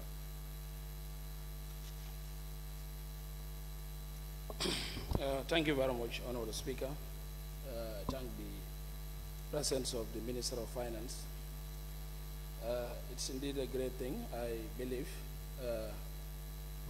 it is the onus is on us as honorable members to carefully look into the bill in presence of us. We believe there are a lot that has been done to reach at this stage, and we also concurrently agree that progression needs energy, time to see that effects of such a bill is tabled today. We've also been doing a lot of consultation in regards to the urgency. Why the urgency? And the underground lining conditions that we've been briefed relates to some of governance issues, and also to see that the authority is empowered with new laws or provisions that will help the well-being of procurement. As we all know, procurement is a process and also the lifeblood for any governance, institutions, ministries, or directorate, and is the blood center for all survival so far institutions are concerned, apart from salaries. And there are, a lot of issues that we think is one thing, working on a bill. The other thing also, subject to its implementation and the full force of it.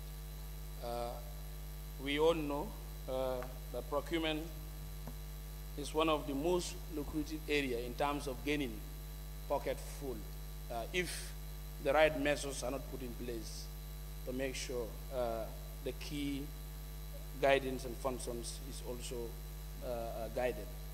Taking to the main objective, page 13, section 3, it says objective, one part of it, A, it says transparency, efficiency, and economic public procurement. B says accountability in public procurement.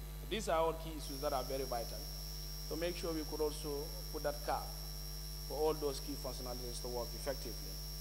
Honorable Speaker, if I may direct you to section 5, subsection 6, that talks about the bill provide members of the board other than the actual members shall be appointed by the President in consultation with the Public Service Commission. It's good. My worry there is subsection 8.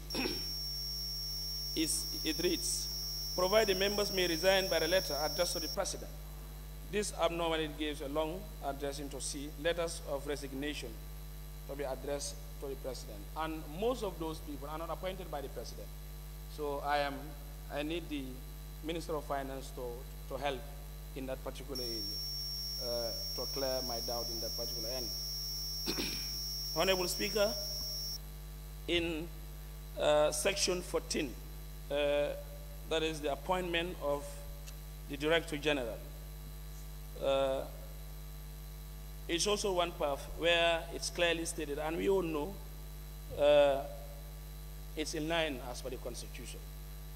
But my other submission there is this. Dismissal, how to call it? It says the removal of the director with the opportunities implied to dismissal of the powers as when or addressed to. I want to be guided here. The dismissal path. Honorable Member, can you direct us to specific clauses of this? I mean appointment of the director, section 14, page 23. Yeah, subsection what? 1, 2, 3, 4. Which one are you making quoting? Yeah. Okay, section 14, the appointment of the one. Yes, it has clearly spelled out the process and procedures of the President, how to call it, appointment of the Director General.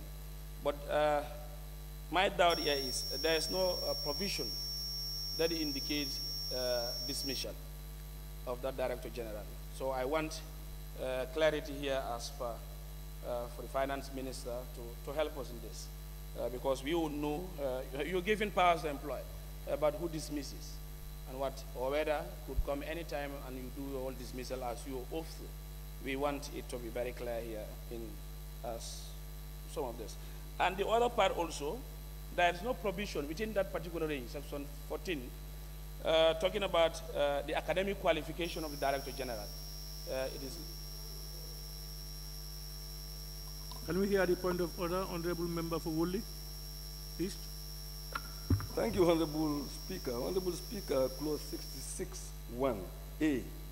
That's the second reading. That's what we are doing. A general debate on the bill with an opportunity for members to vote on the general principles.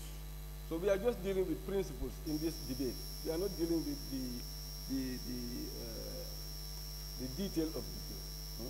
So when you go on to sections and then start asking questions on that section and expressing opinions on that section, we are not dealing with principles. Thank you.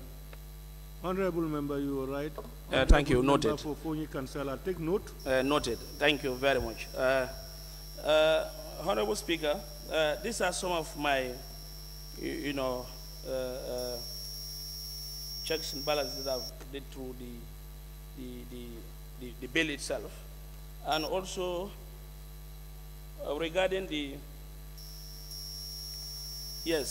section 12 of it, then subsection 7.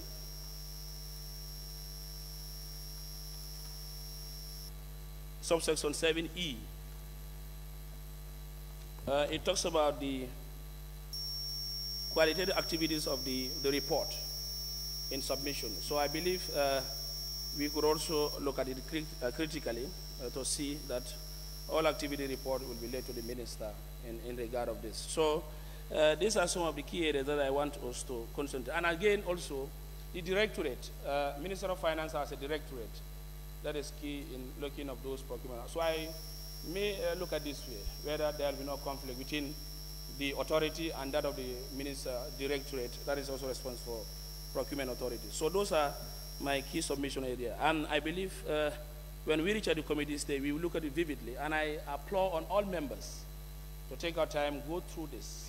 A document is easy to ratify, pass a bill, but making sure we put it right for the benefit of all Gambians and all institutions at large. Thank you very much. Thank you.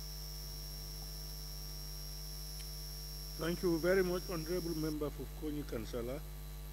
And I honestly believe that is the ultimate objective of all honorable members here. Honorable Member for Combo East.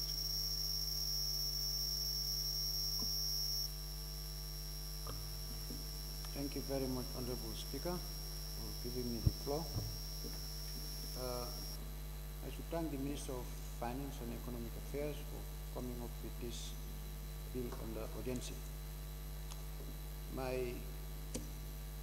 I'm just urging my fellow colleague honorable members to get into this document, to value the urgency of this document, that it is a document, it is a step towards eradicating corruption and ungoverned finances that we are crying off today.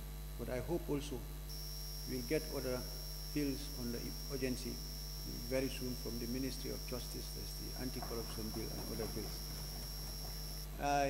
I hope this one is a step in the right directions. It's only when we get down to the committee stages we can get into them. There are points that we need to work on. I thank the House. I thank you very much. Thank you.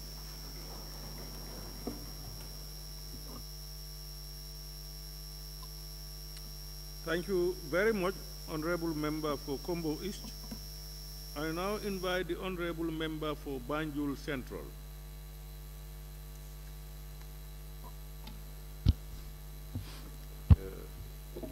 Thank you very much, Honorable Speaker. Actually, I will just reserve my statements because I was really in to speak with regards to the specifics of it. And I think it's been made known to us that we are only to talk on the principles of this document. So I'll just reserve my statement, but just to say that we are all in support of this document.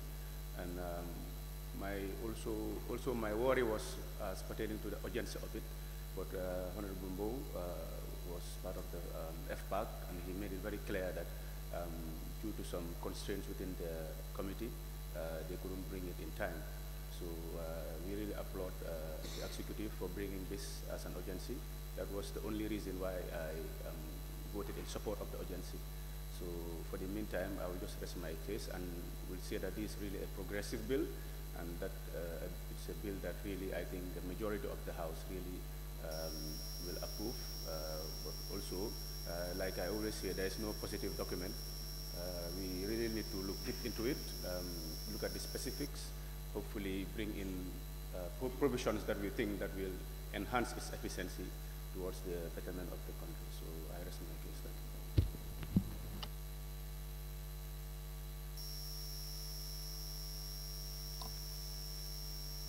Thank you. Thank you very much, Honorable Member for Banjul Central. Honorable members, the second reading debate is about the merits and principles of the bill, not the entire details of it, which will be followed when we have the Committee of the Full House. The Honorable Member for Lower Salum. Thank you, Honorable Speaker, and thank you, Honorable Minister, for bringing this. May I register myself 100% or 1 billion% supporting in this document? Yes, thank you, Honorable Ministers, and thank you, Honorable Members, who also voted for the certificate of urgency, and thank you, Honorable Members also who doesn't who voted for no. This is a democracy whereby we all bound to make our own opinions, whether it's right or wrong. But this is what we saw a correct democracy. Thank you, Honorable Minister, for being my friend today. Also, I must thank genuine Gambians too, who are in the favor of this bill. More especially the President of the Republic of the Gambia. I am began to see the President is listening to this Parliament, because if you check the period, the sooner and where this bill was laid, people were emphasizing corruption. The word of emergency, I would also call the Honorable Member for Badibunga, Badibu Central. He said it's an emergency because corruption is an emergency issue in the country, which is affecting day in, day out the lives and the lives of the Gambian people. And also thank the ministry and his colleagues, and thank Gambia participation. They also make their submissions on this issue. And also thank my intern who is helping me on the issues on research. And also thank Honorable Mari Jowade, who is an activist. He also said good things about this bill, and he has observations too. This is what we need. This country belongs to everybody. It not only belongs to the President of the Republic. If issues comes like this, each citizen has a role to play. We all speaking on this issue of corruption, especially me. So if this bill comes to my table, I will support it 1 billion%. Honorable Speaker, the objects and the reasons that we are going to talk about, only one thing that I make research with my intern and other people is the e-government procurement. Honorable Speaker, there are countries who are doing it. I check on Africa because normally I don't go for these developing countries, Europe, America. I check countries who are doing it. My favorite country is Uganda, because I have been to Uganda, and how Ugandese also people wants to move their economies toward developing their people and their lives, which takes me to go to Uganda as a reference. Honorable Speaker, the essence of this bill is to enhance transparency, accountability in procurement process and transparency. We are all saying it. Honorable Speaker, we all sing this thing, which the ministers were listening to us. The day that we are singing, and the minister wasn't here, but the technocrats were here. And I know he was just saying that, allow me, I know what to do. He brought this bill. Honorable Speaker, we have to progress. we said 60% of our income goes to procurement.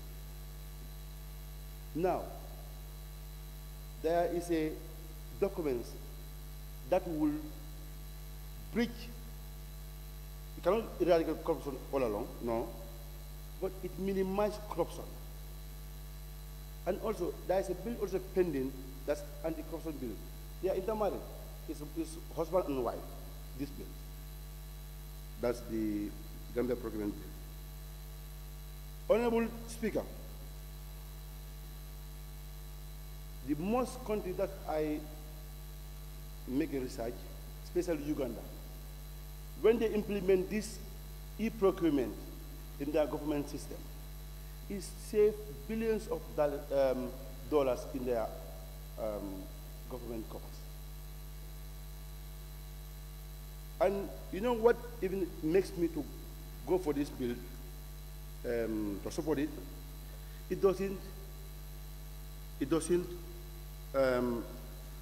brings the entire government system, the local government, you understand, and the private and state-owned enterprises. We were saying government, there are huge of corruption in government, ministries, department, agencies. But go to local governments. Honorable Speaker,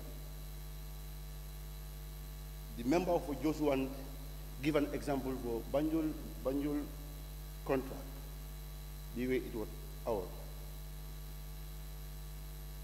Honorable Speaker, that Banjul contract, we were here, how it goes, most of us knows it. You know, the entire citizens cannot be satisfied on something. Whoever you say it has an objective and reservation towards that project. But I'm also saying there are many procurement that was done within this country, especially if you go to these local government councils. Honorable Speaker, they are collecting taxpayers' money. There's a big corruption on the KMC procurement trucks, which I am entitled to know how that procurement goes. Because it's a taxpayer's money. Nobody is saying it. No, now, if this bill comes to eradicate those corruptions, and who am I saying no to that? I won't say it. I will support it. Because we cannot put people in a particular position just to enrich themselves at a period of time. No. 60% of Gambians are not in that office, or in fact 80%. Honorable Speaker. So if this bill comes to eradicate or to minimize corruption, I would say, Honorable Minister, thank you very much. Honorable Speaker, the success part of this bill, if it's going to be implemented, the entire procurement will be feasible to those Gambian people, how it goes, how the contract was awarded, things like that. But for instance, a typical example, you want to buy an air ticket. You're going for, how to call it, internet is more cheaper than going to the agencies. There was a scandal also made in 2017 where a minister, they bought an air ticket of, how to call it, hundreds of thousands. We had it. So if this bill comes to address those issues,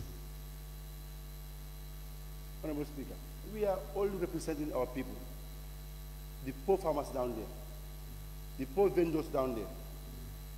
We need to support it 100%. Because it's part of reform of the policy of the government. That I voted for the president to make reform on our institutions, the economics, etc., etc. Honorable Speaker, it's a good step which we are expecting, and the Gambia participants also made their observations on the issues, which, if it comes to the committee of the whole house, where we are going to, I will also try to put it to the minister. If it's applicable, then we can go for an amendment. In fact, there are many bodies, conventions which we are signatory. The African Union Conventions preventing from combating corruption. They are in this. They are in line with this document, this e-government procurement. The United Nations Convention against corruption. They are all talking about corruption.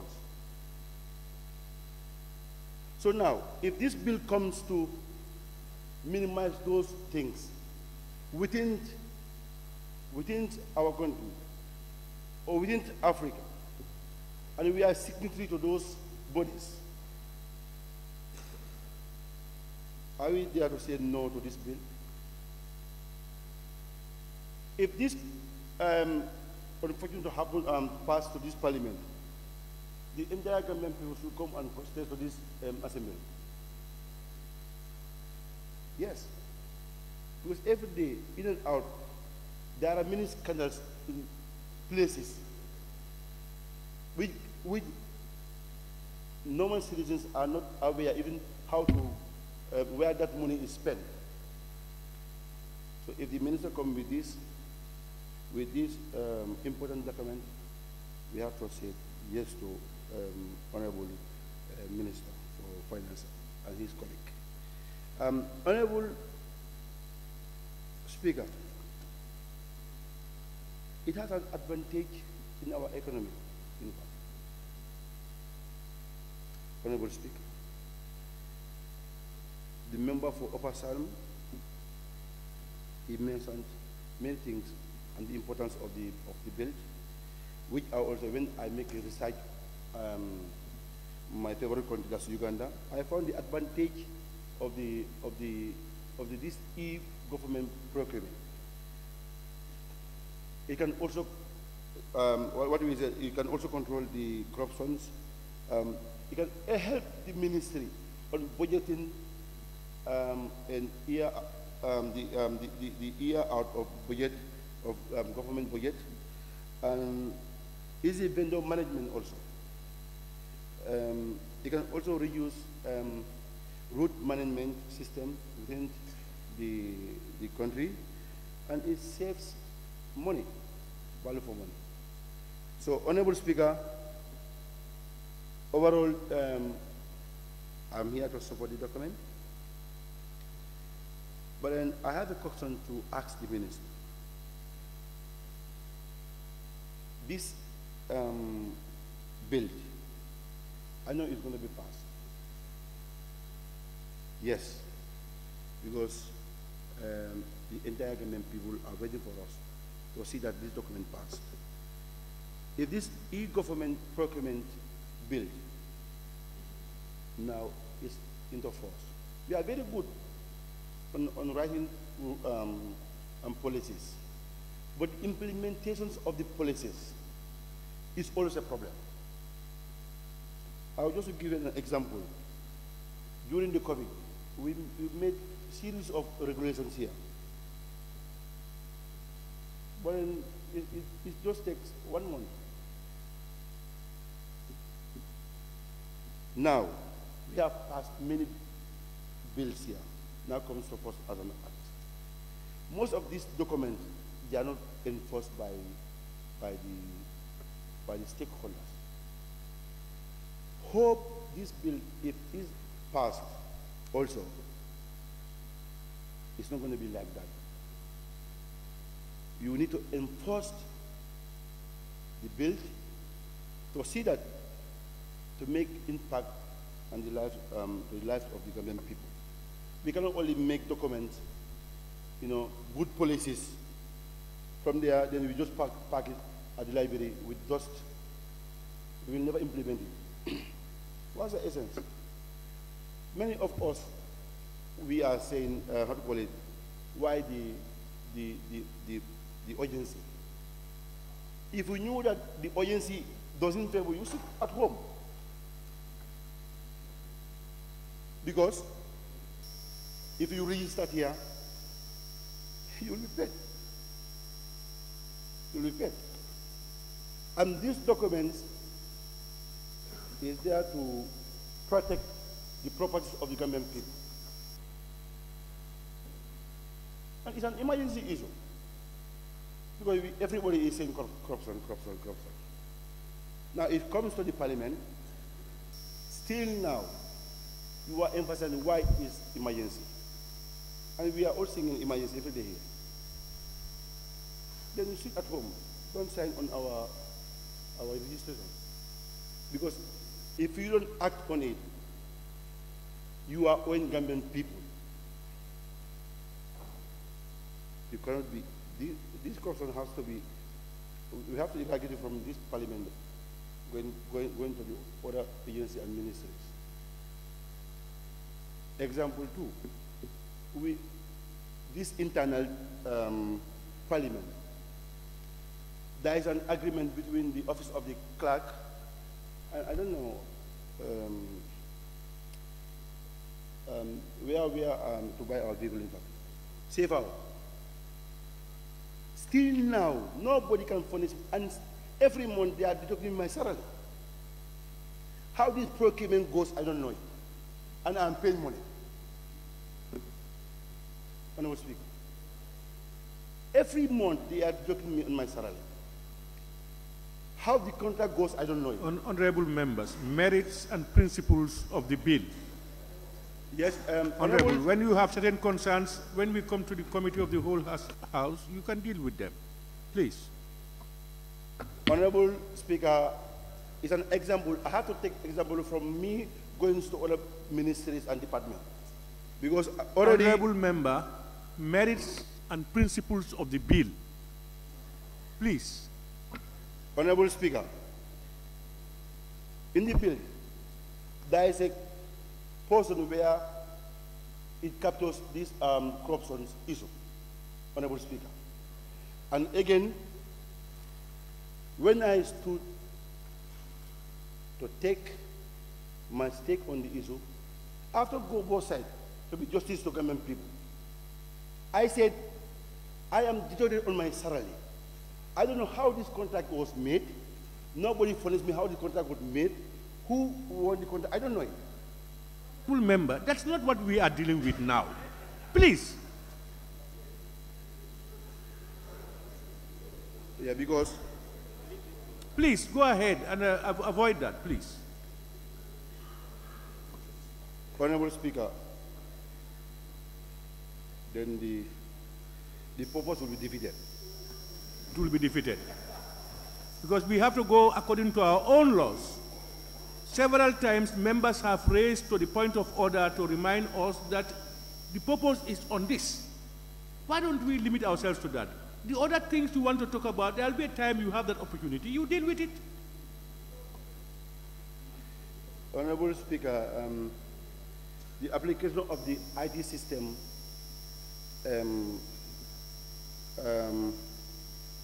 also through the procurement transformation program that innovate the overall government goals of transparency comes back again. If ourselves we are not transparent, so what others?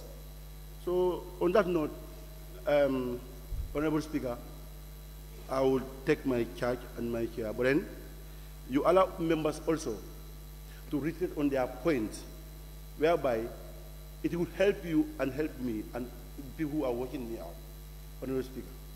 Because I cannot give an example to an institution or a ministry and leave Parliament as a whole. I can't do that. I am saying this, and I will say it. And nobody can stop me of saying it, Honorable Speaker. With due respect. Honorable member, please sit down. Honorable member, this is my last chance with you. It has to be reciprocated. Where you want to be respected, you also have to respect people. Please, this is not made by me or any other person. We agreed on our own regulations here. If you think they are not good enough, let's change them. But as much as possible, we should all go according to the regulations. No exception. And I don't want a repetition again, please. Okay.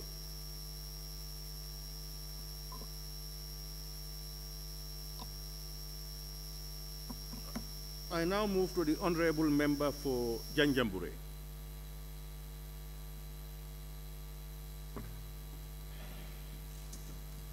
Thank you very much, Honorable Speaker, and thank you, Honorable Minister, for tabling this bill. But again, I think it is also important to bring our arguments forward. What might not be against tabling the bill here today, but we think the process that is being taken it seems to be a bit conflicting. And the reason why I said the process is a bit conflicting, we think we have a FPAC select committee within the National Assembly, and before we will have a bill table before us, it will be important to refer such a bill to that particular select committee for review and scrutiny, and as well as for us to be well informed on a particular document. However, Honorable Speaker, also looking at the certificate of urgency being attached to this bill is also a bit conflicting. And the reason being, we think as much as most of the members here has alluded that the purpose of this bill is to help in eradicating corruption, we would have actually preferred to bring the anti-corruption bill forward before the GPPA bill. Because if our commitments are to address corruption in this country, what is actually exempting us from having the anti-corruption bill before us in order to pursue, in order to work towards fighting against the rampant corruption that is ongoing daily in this country. Honorable Speaker, I have also heard from one of the members of the Select Committee on FPAC, and he also apologized to the Parliament. Standing Committee on FPAC, he also apologized for them not doing the needful work as to expedite the process of this bill. And yes, we might actually accept his apology, but also this has clearly demonstrated to us that we are only supporting this bill because there is a pressure on the government and the executive. For those reasons, this is why we got this bill before us, not actually having other bills that are of importance, like the anti-corruption bill, the draft constitution that is actually carrying dust somewhere at a corner. I think these are some of the documents that we need before us. Furthermore, Honorable Speaker, I also want us to look at few sections of the bill. For example, Section 5, subsection 2. It actually talked about the appointment of the chairperson, and as well as the qualifications behind it. But I think it's not really been specific. So looking at Section 5, subsection 2, it reads, with your permission, Honorable Speaker. The composition and functions of the Board of Directors. Section 2 says the board shall comprise a chairperson, the permanent secretary of the ministry, the Solicitor General, Accountant General, and the list goes on. We think that might really need some observation, more especially having a permanent secretary being represented in such a board. One might recommend that if we can have the anti-corruption commissioner to represent in this board than having a permanent secretary to be in this board.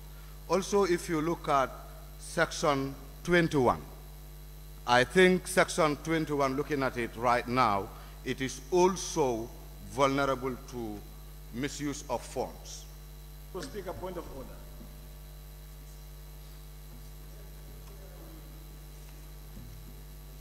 Of order, please. Yes, Honorable Speaker.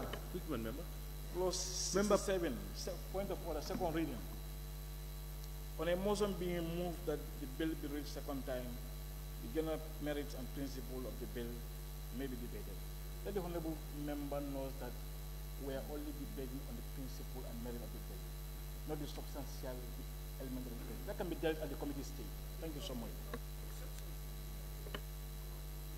Honorable members, I think this about many times that we ourselves go to remind ourselves of what is obtained in our own regulations. Why don't we wait for appropriate times to deal with those issues?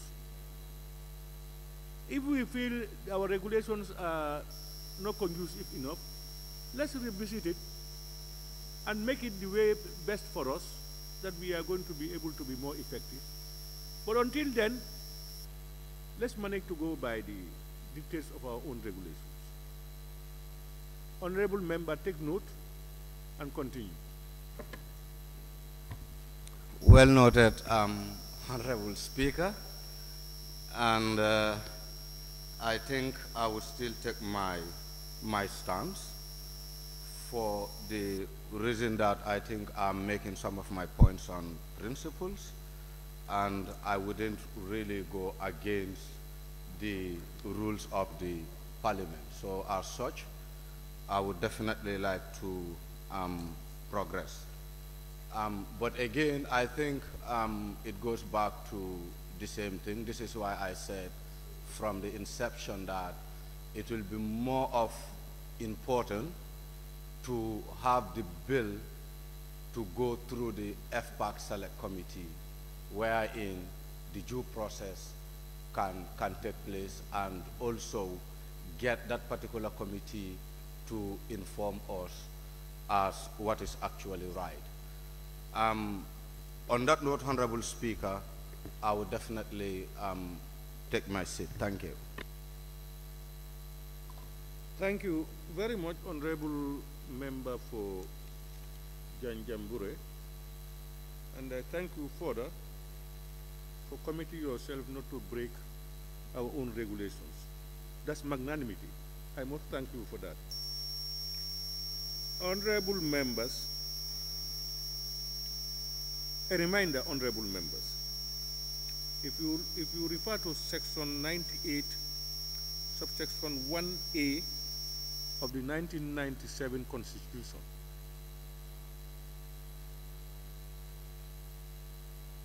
it says the Speaker shall summon a sitting of the National Assembly, one, when requested to do so by the President.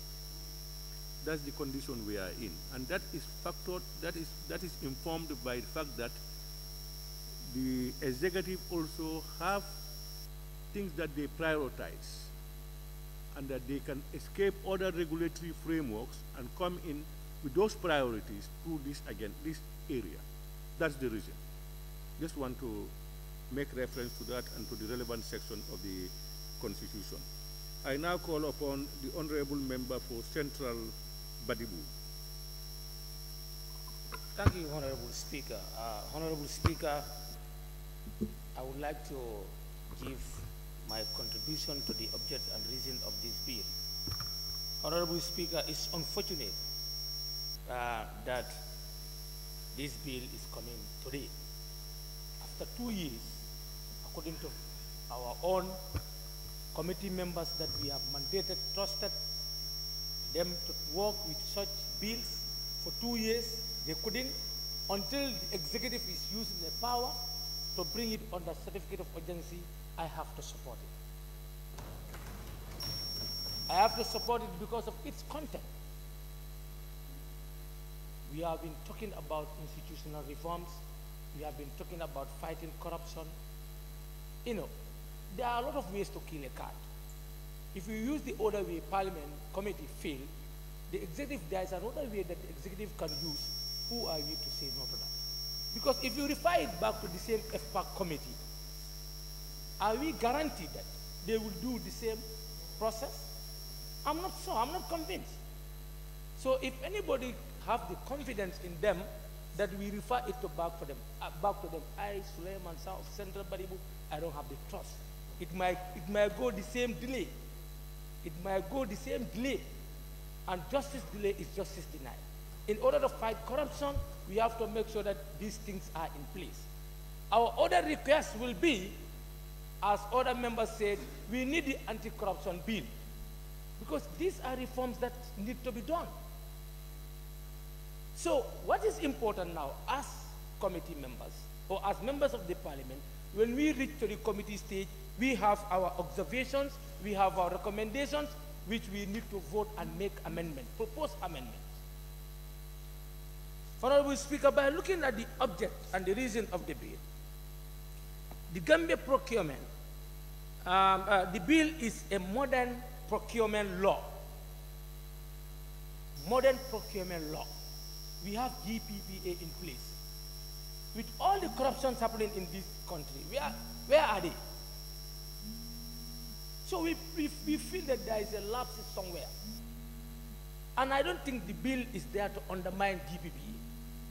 And if there is any part of the bill which is there to undermine them, we will look at it at the committee stage and make corrections. But as of now, Gambia is not an island. I know whether said honorable member of Lower Salum is a new honorary consular to Uganda. I don't know, but it is always counting Uganda. But it's not about Uganda. It's about Africa agenda. It's about Africa agenda 2063. It's not about Uganda. It's not about Ghana. It's not about Gambia. It's about Africa.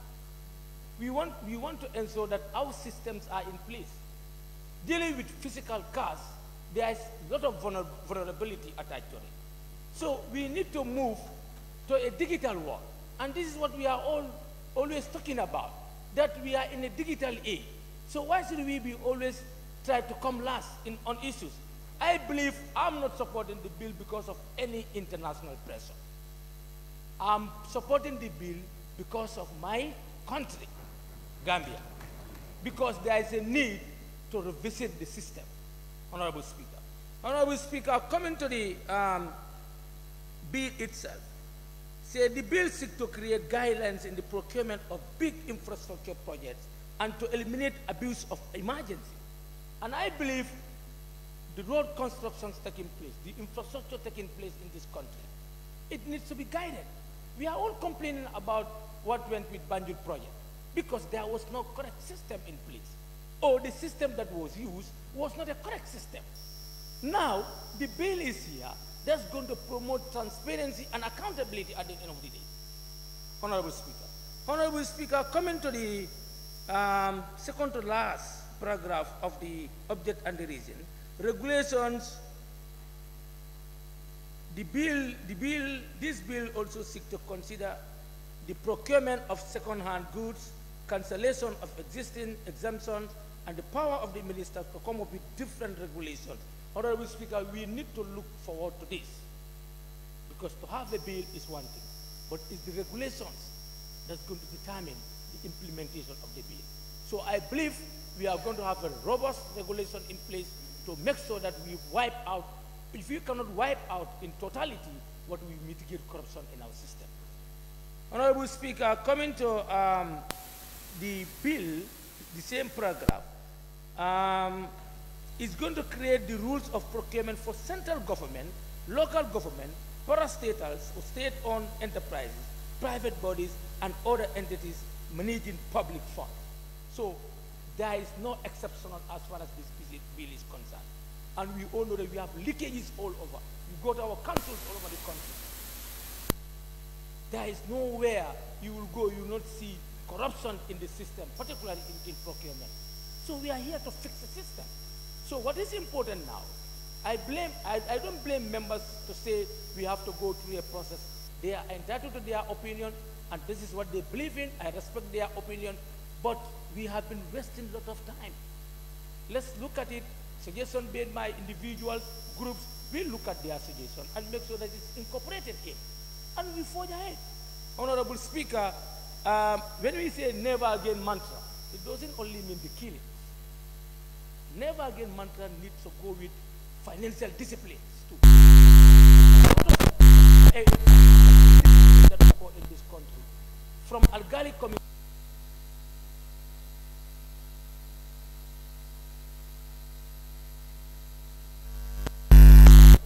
So I think this is in the right direction.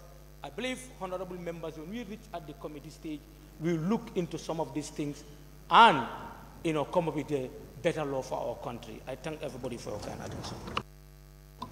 Thank you very much, Honorable Member for Central Badibu. Honorable Member, I think you were in the minds of the drafters of these standing orders. But when you said what you just said, I think you are more than right in what you said. In fact, why I said that is, if you go to section 77.3 of the standing orders, the Assembly itself has denied itself the right to commit this bill to any of the committees because of your concerns, whether the same thing could not happen again. Two, because it is under a certificate of urgency.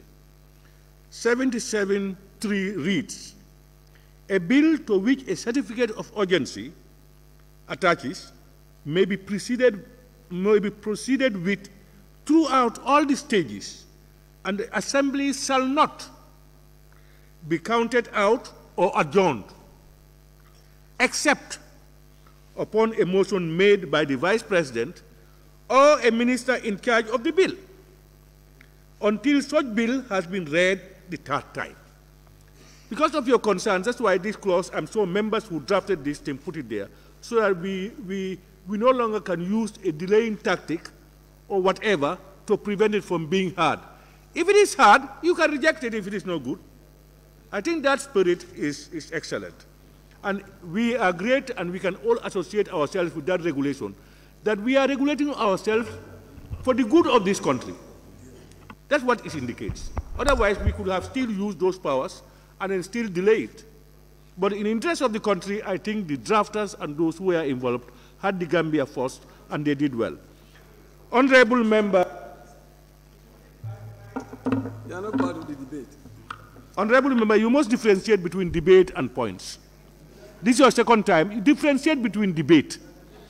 As chairing this occasion as Speaker, you must differentiate between debates. Whom am I debating with? I am in control of your regulations to interpret it and to express it to you. That I should do. That is not debate. Please. You want me to just be saying yes, quite? I am a member of Parliament, you must remember. But I am only caring, I am not debating. And as much as possible, I will try to guide this Assembly to the best for the good of the country. Not on any sides. Please. Honorable Member for Serekunda West. I'm your senior. Thank you very much, Honorable Speaker. Honorable Speaker, extraordinary sessions are in line with the Constitution.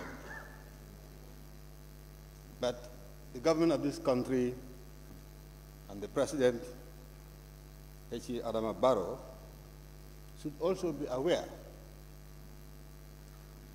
that every sitting of this House cost taxpayers $1.4 million.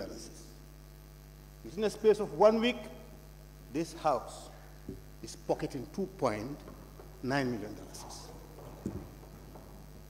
So we have to be very careful the way we spend our limited resources. This extraordinary session could have been avoided. Honorable Speaker, the bill, I have no issues with it. It's a very good bill, progressive. My only problem is calling it under this kind of a circumstance and spending taxpayers' money. But if you go to section 24, as many members have alluded to, it talks about taking care of frauds, corruptions, and so on. But this bill could only complement corruption. The only bill that should take care of corruption is the anti-corruption bill. And this is where the government should step in. The anti-corruption bill, this is just a complement to it. This is only talking about a section. My friends. Honorable members, please allow the honorable member to continue. Thank you, Honorable Speaker, but I'm an experienced person and they cannot detract me from what I'm going to say. Not possible. I'm a veteran. Honorable Speaker, like I said, Section 24 is talking of fraud, corruption, and so on. That makes it beautiful. But it's only complementing the anti-corruption bill. 98, at page 103, is talking about emergency procurement. And we are all living witness what had happened here during COVID. So it's beautiful. The bill it's not controversial at all. Then you go to section 41, 2, 3, these are all beautiful. And to crown it all, you come to the object. The object saying, if you allow me to read, Honorable Speaker, where it says, this bill is more modern. It's a modern procurement law, and it is going to address issues of procurement, and it will take care of the weakness of the 2014 Procurement Act. It's beautiful. Honorable Speaker, and it will also take us to standard debt. So, on the whole, I have no issues with it, and I will support it. But I only have to support it and raising my concerns that we are wasting taxpayers' money. $2.9 million is within 1 week. Within 1 week. Honorable Speaker. Can we hear the point of order? With Honorable Member. Yes. Honorable Speaker, point of order 67, second reading. On a motion being moved that a bill be read second time, the general merit and principle of the bill may be debated. Let the honorable member confine himself with the merit and the principle of the bill. Please, I beg. Honorable member, can you continue? Thank you very much, Honorable Speaker. Those who don't know the standing orders will always fail when they raise a point of order. Honorable Speaker, we were told at an all-party caucus that two key reasons why the state of emergency, this extraordinary session. And one of them is this government was told by the World Bank that one of the key reforms are still lacking, and that is this bill. So it's urgent for it to come. And like my honorable friend said, we would only blame ourselves for not doing what was right by the FPEC committee. So as a result, Honorable member, point of observation is not a compulsion. When you mention it, the member will hear it. If he sits down, you come up. If he doesn't sit down, then you just let him continue. Thank you very much. What I just want to be clear, how is this document a request by the donors? Because one thing I know, donors are not obligated. When we are implementing projects by donors, the procurement process is not obligated to national procurement process. So I don't know how our donors hint their problems under this procurement document. That's what I want to be clear, please. Honorable member, you can continue. Thank you very much. That question is not for me anyway.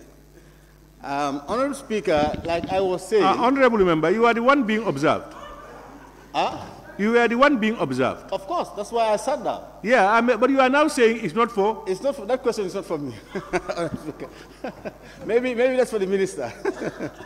Anyway, just to conclude, I was saying, one of the reasons given out to members is that World Bank has cautioned the Gambia to say that one of our key reforms is still lacking, that is this procurement, and that they have no option, they have to come up with it, and that's one of the reasons why we are here.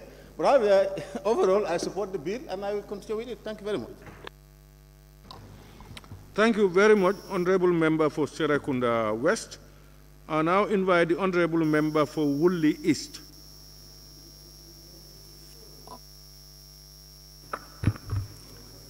Okay, thank you very much, Honorable Speaker, for giving me the floor. Honorable Speaker, urgency should not override quality. Are we in for quality, or are we in for cosmetic work? The executive has done their work, and they have brought it to us. That is their side. But it is left to us now to do our part. Our part is to scrutinize the work of the executive to make the document even better. Even better. So if we rush it, we all know when things are rushed. We've said it here. A driver that is rushing is prone to accident. So we should not be rushing. The job has been brought to us. The best way we feel we can do this job to make it better, even better, far better than the executive brought to us, is what we should be pursuing. We should not be thinking that we should just do things for the sake of doing them and say we have done things. The Honorable Member for Salum said that the thing was referred to them, and they were trying to make it better, and that's why it took that long. Nonetheless, you are not making any effort to make it better. Okay, what did you say? I thought the thing was with you for a long time because you want to make it better. But if you just keep it there for the sake of keeping it, then you are doing injustice to this assembly. And I did not expect you to do that. So, Honorable Speaker, one major thing we are going to miss by rushing this is that we will not have the audience of the experts that will actually help us to scrutinize this document better. We will not have the opportunity to speak to the civil society organizations that are key stakeholders of this document. That is one of the reasons we are going to miss. And that is why I am always insisting that we need to scrutinize it. This is not a child's play.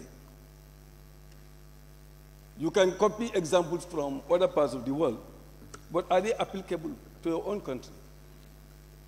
And we cannot do that unless we actually engage other stakeholders. Honorable Speaker, the reason why I was thinking that there is no need for rushing is because there are already anti-corruption laws. How many people are au fait with the 2014 Act, Procurement Act? There is already a Procurement Act. It does not mean that there was none. There was. But that did not stop corruption. So, the 2014 Act, how many people have the book, the law, that Act? And that is what we are amending. If you are amending something, and then they give you what is amending that, what you are amending, you don't have access to that. Then it will be very difficult for you to know whether you are making improvement or in fact you are going back. We can only assume that what we are doing here is better than what was there. But if you don't have the access and possibility of reading that, it will be very difficult for you to know whether you are making progress. Honorable Speaker, this bill is one of the most important bills. Somebody said it. He said 70% of what we approve here, the money we approve here, goes through procurement.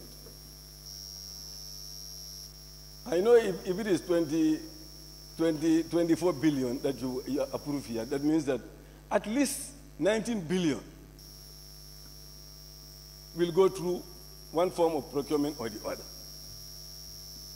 And if that is where the big corruption is, and then you just rose it without scrutinizing it, the possibility of you contributing to that corruption is also there. And we don't want to be a party to corruption.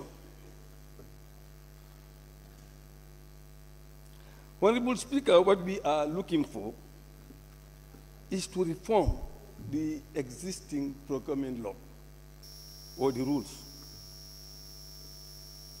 And you know that in many countries, a bill like this will take you for several months before you can actually finalize it, give it a passage. It will take months because you want something better to ensure that there is value for money. And you know, even after the accent, I know the Honorable Minister will ask us also to give them permission to make regulation.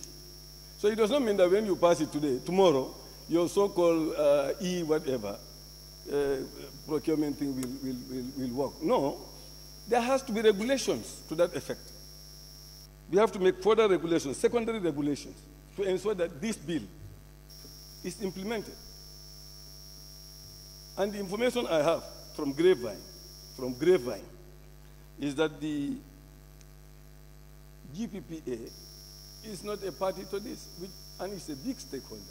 And you know that after we pass this, in fact, Honorable Speaker, what we need to do is to create programs to ensure that you know, those who are implementing this are actually fully trained to ensure that they know exactly what they are doing. It requires a lot of work to do that.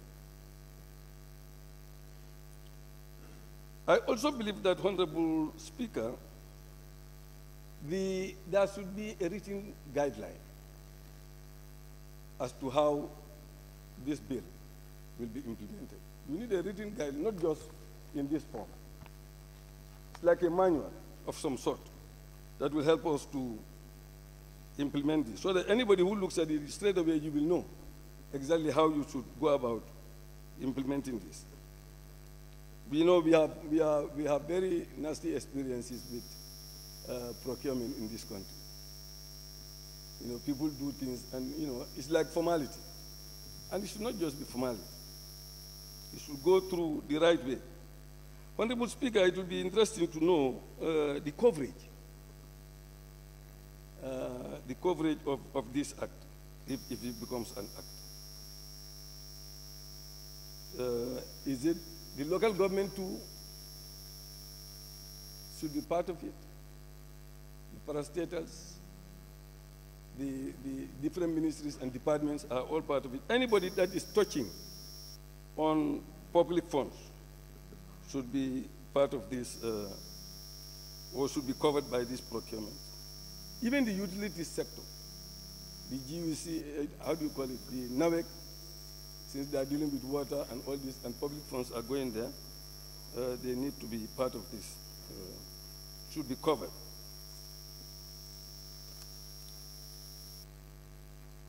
Honorable Speaker, we said we are looking for value for money. Value for money. I know there are many merits there, but the main thing for this procurement is to have value for money. All other things can follow, but value for money is an important part of it. And I know that, you know, the former one, I'm not very sure, but I know health, you know, should be given preference in the procurement sector because it is a crucial area. Just in case some disease outbreak comes, they will want to do their procurement quickly. So health or healthcare, you know, should have exemptions. to ensure that this thing applies. And defense and security.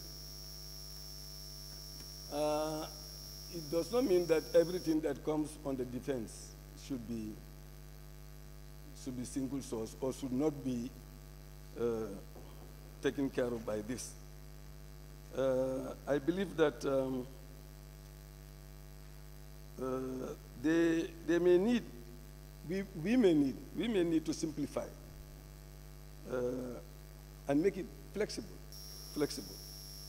so that certain things that the defense would require, they can do their procurement without wasting their time. And the exemptions, I believe, some of the exemptions in the defense, I still believe we need to maintain those ones, because they are protecting national security, so they need to be maintained. So when we come to that, we'll ensure that happens.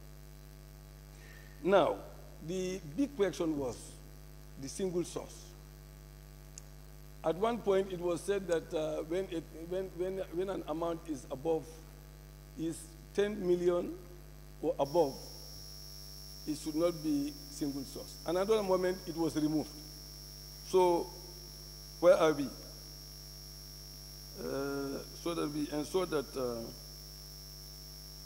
contracts going to single source should be put in such a way that there should not be any ambiguity, so that you can use it anyhow you want and do what you want to do. We have to be careful about that. And the other merit of this bill is the maximizing of public benefit. And transparency. Transparency. Acting with integrity. It's a cornerstone. So when we come to the consideration stage, we ensure that everything should be transparent. Everything should be transparent. Good management. We have experiences. Everybody, I'm sure everybody has. The honorable member for Lower Salong wants to narrate this experience, but we all have our experiences. So, good management, prevention of misconduct should be emphasized. Control in order to prevent fraud and corruption. And I believe even prevention of fraud and corruption should be part of the objects and reasons. We should add that there. Fraud and misconduct. Conflict of interest. Some people will code it in such a way, so that, it will not be seen to be recusing oneself. The person should recuse himself or herself. So they have a difference. So, Honorable Speaker, the question is, do we actually have flexibility so that contracting authorities can design a competition to best suit the particular needs of their contract or their market? Do we have that flexibility captured in this? I would want the minister, because I've gone through, but I've not seen that type of thing there, because that's very important. And that must ensure and you can have that flexibility, but it does not mean that the safeguarding, the same safeguarding principles or requirements should be maintained. But then that flexibility will be there for the contracting authority. Now, also, Honorable Speaker, employment providers, I think that should go under the employment providers. If they have that flexibility, that can cater for them. And my other question is the circumstances where we would not need competition. Because I know many people are opposed to doing things without competition, but there are some specific cases where you may not require competition. So if we can have an example of that, that will clear our doubts.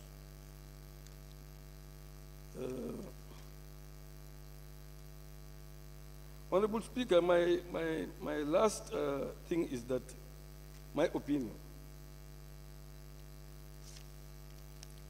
is that the bill that was given to us in 2020 is not exactly the same bill that is before us, even though a honorable member of the FPAC said so, because I looked through the two bills. You did not say anything then. Okay, then I apologize if you did not say. He said there are some, no, I know, that's what he said, but he said there are no significant differences. Honorable member, you direct your questions to me, not to the honorable members on the floor. No, I'm not directing it to him. Yes, you seem to be directing the question to him and waiting for his answer. No, Honorable Speaker, Please. Honorable Speaker, that's what I said, Honorable Speaker. So the question is, my question is direct to the Honorable Speaker, that the 2020 bill is slightly different from the 2022 bill, as I went through. And under normal circumstances, when you make changes, you should go and gazette that bill before you bring it here. But since the executive is in a hurry to make it go, they don't want to go through all that process. So they come with a certificate of agency. My opinion, Honorable Speaker. So they come with a certificate of urgency so that we don't have to go back to doing all that. And we have made a ruling here, made by the Speaker himself, that all those such bills should be brought back in the normal way because they are done in the 50. Now this one is the 60. So therefore, that is the opinion that I hold on that. But not that that is bad. But I'm saying we are missing the opportunity to do the work that we are supposed to do. If the member of EPAC knows that they have done a lot of work on this, from the time he got this, he could have quickly given us some of their recommendations so that we are in the know. I did not get anything from it. You know, Honorable, don't direct your questions to me. Honorable, so that I did not receive anything from FPAC regarding their recommendations. So that will not help us in any way as we do this work. So that should not be part of the debate. On that note, Honorable Speaker, I thank you and thank the Minister for Finance for bringing this most important bill before us. Thank you. Thank you, Honorable Member for Woolly East. Honorable members, if people want to distract you, usually what you do, ignore them. But when somebody wants to do, and then you respond, you pose a question to him, he will respond, and then we are back. Honorable, I now call upon the Honorable Member for Basse.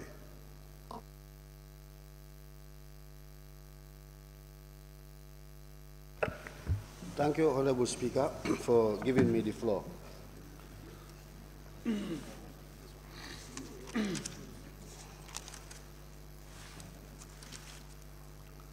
Honorable Speaker, first of all, I have to say good morning to or afternoon to the Minister of Finance and other ministers who are present, and also to the GPPA Director and his senior staffs and GCCI members who are present here. You are welcome.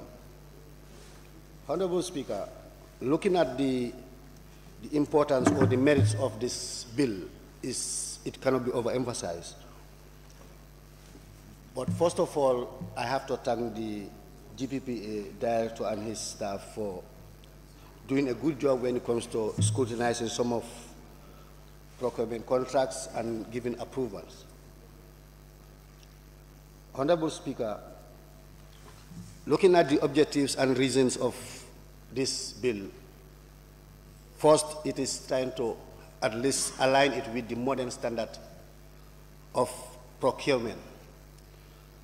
Because looking at the world is revolving and they want to align it with the modern standard at least so that at least we can be there and be competing and we can be recognized.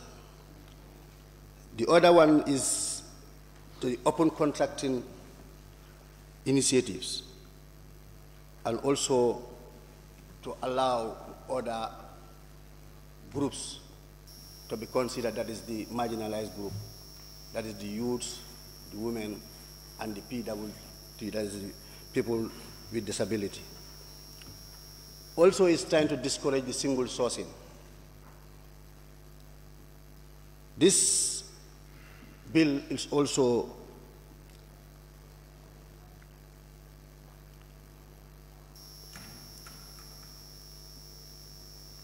creating rules for procurement for the central government, local government, parastatals owned enterprise, private bodies, and other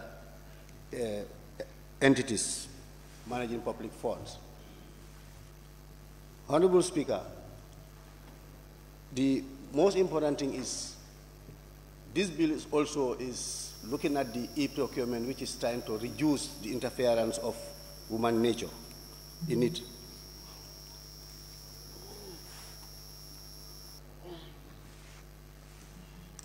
Honorable Speaker, I also have to thank the FPAC committee, though they could not submit the report to this body, but they went through the 2020 bill, which there were some recommendations which they forwarded, and it was considered in this 2022, and we need to applaud them for that. And it is better late than never. So this bill is here for us to move ahead. Honorable Speaker, going to page 13, section 3.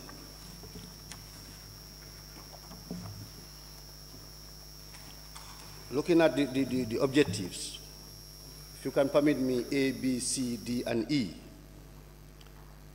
Especially, it improves the social and economic capacity in the Gambia, including facilitating the participation of local, micro, small, and medium enterprise and individuals to participate in a competitive and economic manner as contractors and subcontractors in public procurement. Honorable Speaker, it also, looking at the board also will play a pivotal role when it comes to managing or administering this public procurement institute.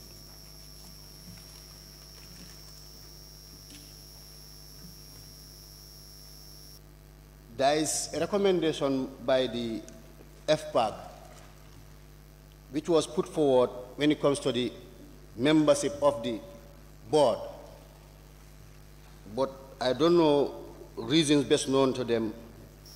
It was not included, but rather in the other way around.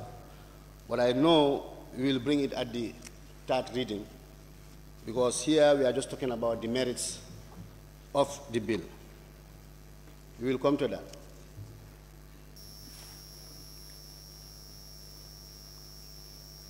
Honorable Speaker, looking at page 14, section 5,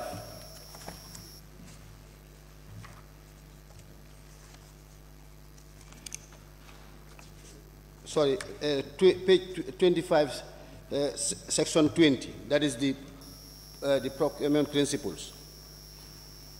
That is the general provisions of the procurement. Mr. Speaker, the procurement principles that shall govern all public procurement processes in the Gambia are as follows: A, B, C, D, and E, especially the number 2, which is also very key. Any procurement procedure or regulation that is in conflict with these principles shall be declared null and void. I think this statement is very important, because at times it will reach a stage, a lot of compromise might happen, and at times it can be to a detriment of the citizenry.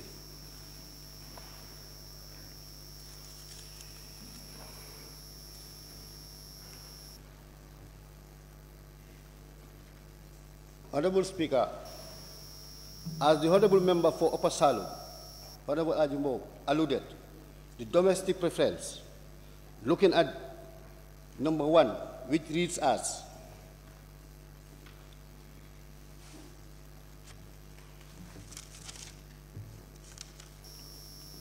page 41, section 33.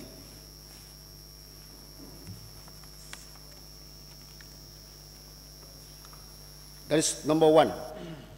The procurement organization may grant a margin of preference for the benefits of tenders for goods, services, and works by domestic economic operators or any other preference authority authorized in one regulation or of any other enactment, such as for marginalized groups, particularly the youth, women, and physical disability. I iterated. I think this bill is trying to discourage the gender balance, which should be considered, and also try to allow all participants to be on board, to give them the room also to participate when it comes to this procurement.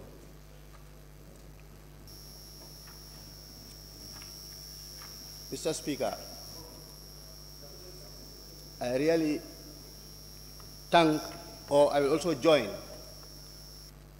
the members of this assembly to really, or accepting this bill as a certificate of urgency, and we looked at it and endorsed it as it is timely, and time is not on our side as long as we are looking at the Gambia first, not as individuals, and we are also talking about the corruptions. Maybe this might minimize it, and I see no reason why it should be delayed. Honorable Speaker, maybe some of the members who were also talking about the on-agency, because yesterday some of them were not here when the Honorable Minister was here, when you have